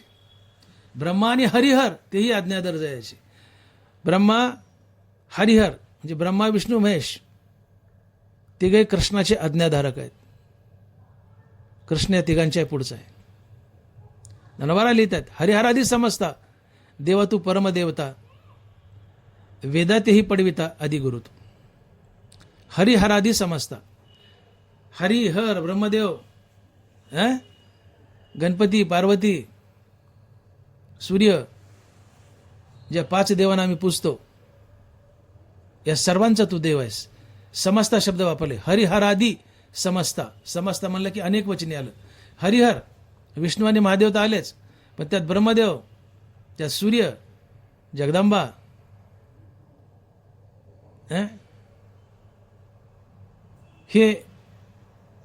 हे जे सगळे देव आहेत की ज्याला आम्ही पूजतो, त्या सगळ्या देवाचं तू देव आहेस. हरिहरादी समजता देवा तू परमदेवता. तू पितामहाचा पिता, हे 8वीत आहे ना 8वे चित्ता.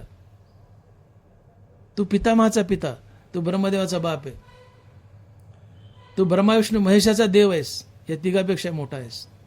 आणि म्हणून जरी कृष्ण विष्णूचा अवतार आहे असं म्हणतो, हे तर आहेच आहे, पण ज्ञानोबा याच्या पुढे जातात आणि म्हणतात ब्रह्मा विष्णू महेश या तिघांचाही देव कृष्ण आहे. तो सर्वात मोठा आहे, तो सर्वात मोठा आहे, तो विश्वाचा आदी आहे, जगजेठी आहे. आणि म्हणून इथं कृष्णाचं नाव सगळ्यात आधी आहे. कृष्ण विष्णू हरी गोविंद गोपाळ, मार्ग हा प्रांजळ वैकुंठीचा. विठ्ठलाचं नाव घ्या, कृष्णाचं नाव घ्या, कोणतंही घ्या, विष्णू सहस्रनामातलं, पण कृष्णाचं विशेष करून घ्या. ज्ञानोबाराय सुचवत आहे. म्हणून कृष्ण नाम आधी या चरणात, कृष्ण विष्णू हरी गोविंद गोपाळ. आणि म्हणून 9व्या अध्यायात भगवंत बोलतायत, रसू तो मुखेची सेवावा, परिमळ तो घराण्याची घ्यावा, त्याचा मी तो याजावा मीची म्हणून. रस तोंडानेच खावा, सुगंध नाकानच घ्यावा, तसं माझं भजन हे माझ्या कृष्ण नामानेच व्हावा. तसा मी तो यजावा मीची म्हणून. माझं भजन कृष्ण नामानेच व्हावं ही कृष्णाची इच्छा आहे. आणि मग तुकोबारा इथं नंबर 1ला कृष्ण टाकतायत. कृष्ण विष्णू हरी गोविंद गोपाळ मार्ग हा प्रांजळ वैकुंठीचा. कोणतंही घ्या, कृष्ण मोठा आहे जगजेटी म्हणून कृष्ण आधी टाकलाय. शिवाय इथं 5 नावं टाकले तुकोबारायने. याचं काय कारण असेल बरं? 1-2 टाकून का नाही थांबले? तर कृष्ण विष्णू हरी गोविंद आणि गोपाळ ही भगवंताची विविध नावं वैकुंठाला जाण्याच्या पायऱ्या आहेत, वैकुंठाला जाण्याच्या शिड्या आहेत. तुम्हाला वैकुंठाला जायचंय तरी विठ्ठलाची नामं ही भगवंताची नामं तुमच्यासाठी पायवाट आहे, पायऱ्या आहेत. तुकोबा लिहित आहेत. तुका म्हणे हेची नीट जवळी वाट वैकुंठा. लावले तुका म्हणे हेची नीट जवळी वाट वैकुंठा. तुकोबारा म्हणतात वैकुंठाला जायला सगळ्यात जवळची वाट कोणती? तर विठ्ठलाचं नाव. नाथ महाराज बोलतात एका जनार्दनी मंत्र ओठी जपता, एका जनार्दनी मंत्र जपता ओठी पूर्वजा वैकुंठी पायवाट. एका जनार्दनी मंत्र जपता ओठी पूर्वजा वैकुंठी पायवाट. तुम्ही जर रामकृष्ण नामाचा मंत्र जपला तर हा मंत्र तुमच्यासाठी पायवाट बनतो, तुम्हाला आणि तुमच्या पूर्वजाला दोघांनाही वैकुंठाला घेऊन जातो, तुमच्या कुळाला मुक्त करतो. पूर्वजा वैकुंठी पायवाट. एका जनार्दनी मंत्र जपता ओठी पूर्वजा वैकुंठी पायवाट. तुम्ही कृष्ण विष्णू हरी गोविंद गोपाळ ही नामं जर घेतली तर तुम्ही तर वैकुंठाला जाताच हो, पण तुमचे पूर्वजही वैकुंठाला जातात. पूर्वजा वैकुंठी पायवाट. अर्थात देवाचं नाव ही पायवाट आहे आणि सरळ पायवाट आहे. मार्ग हा प्रांजळा वैकुंठीचा. प्रांजळ जे निर्मळ स्वच्छ, आतून बाहेरून स्वच्छ सरळ. देवाची अनंत नावं या पायऱ्या आहेत, या पायऱ्यावर पाय देत चला. देवाची अनंत नामं हा मार्ग आहे, पायवाट आहे, सरळ स्वच्छ वाट आहे. तुम्ही धुमधुमधुम पळत वैकुंठाला जाऊ शकता. आणि मग देवाची नावं घ्या, विविध नावं आहेत, या पायऱ्या आहेत, या पायवाटा आहेत. या पायवाटा तुम्हाला वैकुंठाला नेतील. एखादा डोंगर चढायचा आहे, अनेक वाटा असतात, इकडून तिकडून तिकडून. एखादं गाव आहे, अनेक वाटा असतात. तसं वैकुंठाला जायला अनेक पायवाटा आहेत आणि मग अनेक नाम आहेत. किंवा ही नामच शिड्या आहेत. या नामाच्या शिडीने तुम्ही वैकुंठाला चढून जा. ज्ञानादेवा सांग झाला हरिपाठ, पूर्वजा वैकुंठ मार्ग सोपा. तुम्ही हरिनाम घेतले, तुम्ही तर वैकुंठाला गेले, पण तुमचे पूर्वजही वैकुंठाला जातात. पूर्वजा वैकुंठ मार्ग सोपा. अर्थात हरिनाम हा मार्ग आहे आणि प्रांजळ मार्ग आहे. आणि म्हणून आम्ही जी शंका व्यक्त करतो की तुकोबारा तुम्ही पहिल्या चरणात म्हणता की देवाचं नाव घ्या, तर कोणतं नाव घ्या? तुम्ही उत्तर दिलं महाराज दुसऱ्या चरणात विठ्ठलाचं नाव घ्या. आम्ही असा प्रश्न उभा केला, महाराज फक्त विठ्ठलाचंच का, दुसरं चालत नाही का? महाराज मला चालतील, कोणते कोणते 1000 चालतील, पण त्यातले 5 महाराज सांगतात कृष्ण विष्णू हरी गोविंद गोपाळ हे 5ही चालतील. यात कृष्ण जगजेटी म्हणून नंबर 1ला घातला. यातलं कुठलंही घ्या, ही 5ही नामं किंवा सगळे 1000 नामं. हे धडधोपट मार्ग आहेत, सरळ मार्ग आहेत वैकुंठाला जायला. या पायवाटा आहेत, त्यात काटे मिठे काही नाही आहे, दगडधोंडा नाही आहे. ते प्रांजळ मार्ग आहेत, निर्मळ स्वच्छ मार्ग आहेत. तुम्ही डोळे झाकून पळत जा या नाना प्रकारच्या हरिनामानं, तुम्ही वैकुंठाला जाल. अर्थात ही हरिनाम, नाना प्रकारची नाम, विष्णू सहस्रनाम या पायवाटा आहेत, मार्ग आहेत आणि प्रांजळ मार्ग आहेत, सरळ मार्ग आहेत, निर्मळ मार्ग आहेत, स्वच्छ मार्ग आहेत. आणि म्हणून या देवाची अनेक नावं आहेत. कोणतंही नाव घ्या, सगळी घ्या किंवा कोणतंही घ्या, ही सगळीच नावं वैकुंठाला जाण्याचा मार्ग आहे. ही नावं तुम्हाला वैकुंठाला नेतील आणि म्हणून कृष्ण विष्णू हरी गोविंद गोपाळ मार्ग हा प्रांजळ वैकुंठीचा.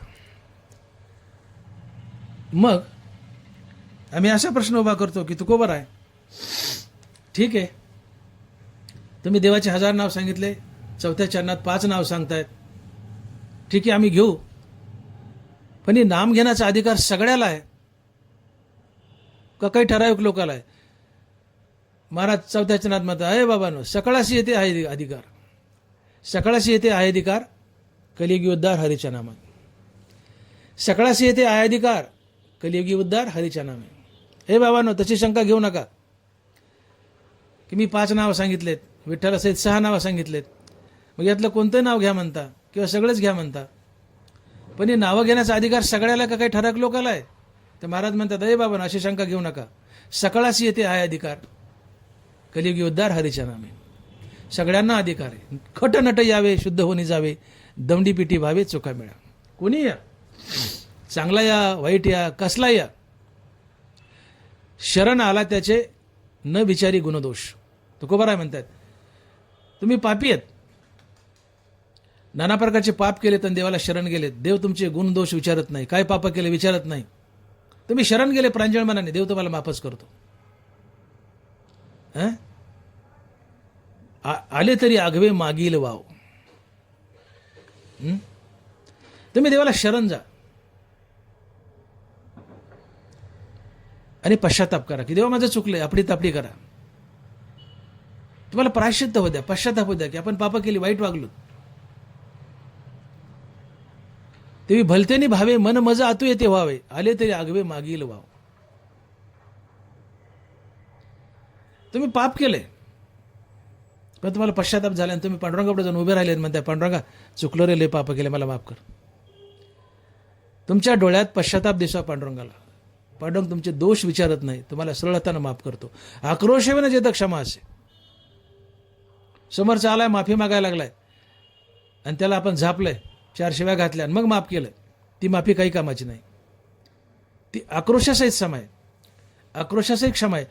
क्षमा आक्रोश विना असावी. ज्ञानोबा बोलतात, आक्रोश विना जेथ क्षमा असे. समोरचा आलाय, चुकलाय म्हणतो, माफी मागतोय, आपण हसत हसत माफ करावं, कुठलाही आक्रोश न करता. तो संत असतो, तो देव असतो. जो आक्रोशविना क्षमा करतो तो देव असतो, संत असतो.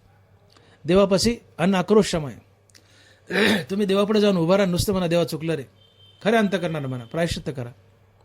देव तुमचे दोष पाहत नाही, शरण ही त्याचे न विचारी दोष. ते भलतेनी भावे, मन मजा आतू येते व्हावे, आले तरी आगवे मागील वाव. ज्ञानोबा आहे, आले तरी आगवे मागील वाव. तुम्ही प्रांजळ मनाने देवाला शरण जा, आले तरी आगवे मागील वाव. मागचं वाव देव तुम्हाला सोडून देतो, माफ करतो, तुमचे दोष विचारित नाही. तुमचं देव त्याचा भक्त बनवून घेतो. आणि म्हणून ही शंका घेऊ नका की आम्ही आता आयुष्यावर पाप केलेत आणि मग आम्ही हरिनाम घेऊ लागलो तर देव आम्हाला माफ करेल का? जरूर करेल. तुम्ही किती पापी असा, फक्त पश्चाताप हो द्या, देवाला शरण जा खऱ्या अंतकरणाने, देव तुम्हाला माफच करतो, तुमचे दोष तपासत बसत नाही. तुम्ही खट असा, नट असा, कोणी असा, या मागच्या पापाचा पश्चाताप करा, देवापुढे उभा राहा. तुम्हाला हरिनाम घेण्याचा अधिकार आहे. तुम्ही कोणी असा, चांगले असा, वाईट असा, पण प्रांजळ मनाने या, पश्चाताप करून या. देव तुमचे मागचे दोष आणि पाप विचारत नाही, तुम्हाला माफ करतो आणि नामाचा अधिकार देतो. आणि मग सकळासी येते आया अधिकार कलियुगी उद्धार हरीच्या नामे. सकळासी कोणी या, हरिनाम घेण्याचा अधिकार प्रत्येकाला आहे, राजापासून ते रंकापर्यंत. आणि मग नाम सगळ्यात महान आहे. बाकीची अनेक साधने आहेत उद्धार करण्याची, मुक्तीची, पण काही जीवघेणी आहेत, काही कठीण आहेत, काही महाकठीण आहेत. पण त्यात सगळ्यात सोपं आहे मुखानं हरिनाम घेणं. तुका म्हणे सोपे आहे सर्वांनी, शहाणा तो धनी घेतो येत. सोपं आहे पण शहाण्यासाठी, मूर्खासाठी नाही. तुका म्हणे सोपे आहे सर्वांनी, नाम सोपं आहे, सगळ्यात सोपं आहे आणि ते कुणालाही घेता येतं. सकळासी येते आहे अधिकार. नामासाठी विशेष अधिकार लागत नाही, ते कुणालाही घेता येतं, अनअधिकाऱ्यालाही घेता येतं, कोणीही या आणि घ्या. म्हणून सकळाशी येते आहे अधिकार. आणि पुढे फायदा काय? तर कलियुगी उद्धार हरीच्या नामे, हरे नाम केवलम. या हरिनामाने तुमचा उद्धार होतो, तुम्हाला मुक्ती मिळते. आणि या हरिनामाचा अधिकार सगळ्याला आहे. तसं योगाचा अधिकार सगळ्याला आहे का? संन्यासाचा वगैरे वगैरे हा अधिकार सगळ्याला आहे का? नाही. कठीण आहे साधना बाकीची, अष्टांग योग वगैरे वगैरे, संन्यास योग. नाम सोपं आहे. साधा योगच बघा ना. या जगात सगळ्यात महान काय? वेद आहे. धनवारा लिहितात वेदाबद्दल, वेदू संपन्न होय ठाई, परी कृपण व्हायचा आन नाही, जे कानी लागला तीही वर्णाच्याची. वेद संपन्न आहे, ज्ञानी आहे, पण तितकाच कृपण आहे. कृपण कोणाला म्हणतात? गडगंज श्रीमंत मनुष्य आहे, पण नंबर 1चा चिकट आहे, शिळ्या भाकरी खातो, आसून खर्च करीत नाही, तो कृपण असतो. भिकारी कृपण नसतो. गडगंज श्रीमंती पण आसून श्रीमंतीचा भोग घेत नाही, तो कृपण असतो. वेद ज्ञानी आहे, संपन्न आहे, पण असूनही आपलं ज्ञान सगळ्या जगाला वाटीत नाही, म्हणून तो कृपण आहे. वेद संपन्न होय ठाई, परी कृपण व्हायचा आन नाही. वेदासारखा कृपण कुणी नाही म्हणले. वेद श्रीमंत आहे, पण जगाला देत नाही श्रीमंती आपली. ज्ञान जगाला देत नाही. देत आहे ते ठराविक लोकाला. वेद ज्ञान देतो पण ठराविक लोकाला, सगळ्याला नाही. का कृपण आहे? तर जे कानी लागला तीही वर्णाच्याची. 3 वर्णानेच वेद ऐकावा. एक 4था वर्ण आणि स्त्रिया यांनी वेद ऐकू नये. पहिल्या 3 वर्णांनी ऐकावा, शेवटचा जो वर्ण आहे त्यांनी आणि स्त्रियांनी वेद ऐकू नये. म्हणून वेद कृपण आहे. श्रीमंती आहे पण जगाला वाटत नाही, तिचा उपभोग घेत नाही, असून उपभोग नाही, तो कृपण आहे. नसून दरिद्री असणं किंवा चिकट असणं तो कृपण नसतो. असून चिकट असणं तो कृपण असतो. वेदापाशी आहे पण असून देत नाही सगळ्याला, म्हणून वेद कृपण आहे. 3 वर्णाच्या कानी लागला, 4था वर्णाने स्त्रियाच्या कानी लागला नाही, म्हणून कृपण आहे. म्हणून वेदात उनेपण आलं, वेदामध्ये उनेपण आलं. आणि मग हे उनेपण घालवण्यासाठी वेद गीतेच्या पोटात शिरला. भ्याला वेदू गीतेच्या पोटी. आपली उणीव भरून काढण्यासाठी वेद गीतेच्या पोटात शिरला. आणि मग काय झालं? धनवारे लिहितात, तरी मज पाहता ते मागिले उने, तरी मज पाहता ते मागिले उने, फेडावाया गीतेपणे, वेद ठेविला भलतेने, सेव हो आया. वेद 3 वर्णाच्या कानाला लागला, 4था वर्ण आणि बायकाच्या कानाला लागला नाही, म्हणून त्यात उनेपणा आला. हा उनेपणा घालवण्यासाठी वेद गीतेच्या पोटात शिरला आणि गीतेच्या रूपानं सगळ्या जगापुढे आला. तेव्हा त्याची उणीव नाहीशी झाली. फेडावाय गीतेपणे वेद ठेविला. वेद श्रीमंत आहे, जगात सर्वात ज्ञानी आहे.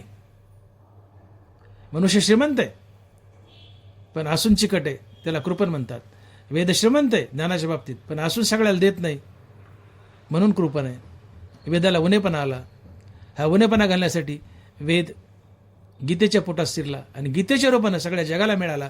तेव्हा वेद खरा श्रीमंत झाला, खरा दानी झाला. त्याला लागलेला कृपणपणाचा कलंक निघून गेला. वेद म्हणजे ज्ञानेश्वरी, वेद म्हणजे गीता, वेद म्हणजेच गाथा. गीता, ज्ञानेश्वरी, गाथा आणि नाथ भागवत हे वेदाच्या पोटातून निघालेले ग्रंथ आहेत. हे 4ही ग्रंथ वेदाचं सार आहे. गीता वेदाचं सार आहे. वेदाची सुसेवेता ते हे जाण मूर्त गीता, श्रीकृष्ण पंडुसुता उपदेशली. वेदाची सुसेवेता, सुसेव्य वेद म्हणजे गीता, वेदाचं सार म्हणजे गीता. ज्ञानेश्वरी ही वेदाचं सार आहे. नामदेवराय लिहित आहेत, धनराज माझी योग्याची माऊली, ज्याने निगमवल्ली प्रगट केली. ज्ञानोबारांनी निगम वल्ली म्हणजे वृक्ष झाड, ज्ञानोबारांनी वेदरूपी वृक्ष आपल्या ज्ञानेश्वरीत आणला, अर्थात वेदाचं सार ज्ञानेश्वरीत आणलं. तुकोबारांनी गाथेत वेदाचं सार आणलंय. वेदाचा तो अर्थ अमासीचं ठावा, इराने व्हावा भार माता. वेदाचा अर्थ मला माहिती आहे म्हणले, आणि ती माझी गाथा आहे, आणि म्हणून वेदाचं सार गाथा आहे. एकनाथी भागवत हे वेदाचं सार आहे. आणि म्हणून गीता, ज्ञानेश्वरी, गाथा, नाथ भागवत ही सगळे वेदाचे सार आहेत. आणि या चारही ग्रंथाच्या रूपानं वेद सगळ्या जगाच्या कानी लागला, सगळ्या जगाच्या तोंडी लागला. वेदाचं उणे पण निघून गेलं. पण आधी वेद कृपण होता, वेदाचा अधिकार सगळ्याला नव्हता. योगाचा अधिकार सगळ्याला नाही, पात्रता नसते. संन्यासाचा अधिकार सगळ्याला नाही, पात्रता नसते.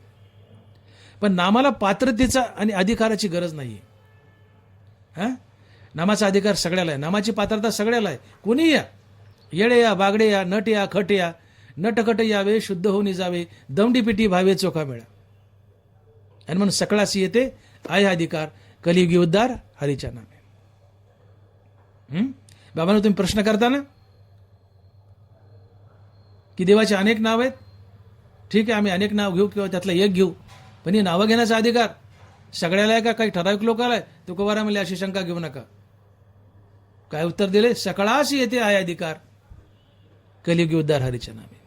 हरिनाम घेण्याचा सगळ्यांना अधिकार आहे, आणि हरिनामाने तुमचा उद्धार होतो, अर्थात तुम्हाला मुक्ती मिळते. आणि म्हणून देवाचं नाव घ्या, हरीचं नाव घ्या. आणि शेवटचं चरण आपण बोललो, पण तरी तुकोबाराजी आग्रह करतायत की बाबांनो, हाताने टाळी वाजा आणि मुखानं देवाचं नाव घ्या. देवाचं नावच का घ्या? तर 5व्या चरणात महाराजांनी उत्तर दिलंय, तुका म्हणे नामापाशी चारी मुक्ती ऐसे बहुता ग्रंथी बोलिले. तुका म्हणे नामापाशी चारी मुक्ती ऐसे बहुता ग्रंथी बोलिले. महाराज म्हणतात, मी तुमच्या पायाला लागलो, तुमच्या पाया पडतोय आणि तुम्हाला विनंती करतोय नम्रतेने की बाबांनो, माझं ऐका. काय? तर करे टाळी बोला मुखी नाम. तुमच्या पाय पडून मी सांगतोय की मुखानं देवाचं नाव घ्या, विठ्ठलाचं नाव घ्या, आणि हातानं टाळी वाजा. ते विठ्ठलाचं नावच का घ्या? तर या विठ्ठलाच्या नामापाशी चारी मुक्ती आहेत. तर विठ्ठलाच्या नामानं तुम्हाला चारी मुक्ती प्राप्त होतील. याशिवाय विठ्ठलाच्या नामानं तुम्हाला सुख श्रीमंती ही प्राप्त होईल. आणि म्हणून विठ्ठलाच्या नामानं सुख श्रीमंती आणि मुक्ती तिन्ही प्राप्त होतात. आणि मानवी जीवनाची या 3 प्राथमिक गरजा आहेत. प्रत्येकाला हे हवं आहे, सुख श्रीमंती आणि मुक्ती. आणि या तिन्ही गोष्टी विठ्ठल नामानं मिळतात, राम नामानं मिळतात. आणि म्हणून नाम विशेष आहे, सोपं आहे, सगळ्यांना अधिकार आहे. आणि म्हणून बाबांनो, मी तुम्हाला चरणाला लागून विनवितो, तुमच्या पाया पडतो, हात जोडून विनंती करतो, पाया पडतो, तुमच्यापुढे गयावाया करतो. तुमच्या पाया पडून मी सांगतो की तुम्ही मुखानं विठ्ठलाचं नाम घ्या आणि हाताने टाळी वाजा. विठ्ठलाचं नाम घेतलं तर काय होईल? तर तुका म्हणे नामापाशी चारी मुक्ती ऐसे बहुता ग्रंथी बोलिले. विठोबा रखुमाई, जय जय विठोबा रखुमाई, विठोबा रखुमाई, जय जय विठोबा रखुमाई, विठोबा रखुमाई, विठोबा रखुमाई. ज्ञानेश्वर माऊली, ज्ञानराज माऊली तुकाराम. जय विठ्ठल, जय जय विठ्ठल. बोलिली लेकुरे वेळी वाकुडी उत्तरे, करा क्षमा अपराध महाराज तुम्ही सिद्ध. नाही विचारिला अधिकार मी आपुला, करा क्षमा अपराध महाराज तुम्ही सिद्ध. तुका म्हणे ज्ञानेश्वरा राखा पाया पैकिंग करा, करा क्षमा अपराध महाराज तुम्ही सिद्ध. ज्ञानदेव तुकाराम, ज्ञानदेव तुकाराम, तुकाराम तुकाराम तुकाराम तुकाराम तुकाराम तुकाराम तुकाराम तुकाराम तुकाराम. पुंडलिक वरदे हरी विठ्ठल. श्री ज्ञानदेव तुकाराम. गोपाल कृष्ण भगवान की जय. माऊली ज्ञानेश्वर महाराज की जय. जगद्गुरु तुकाराम महाराज की जय. नाथ महाराज की जय. नामदेव महाराज की जय. विठ्ठल विठ्ठल विठ्ठल विठ्ठल विठ्ठल.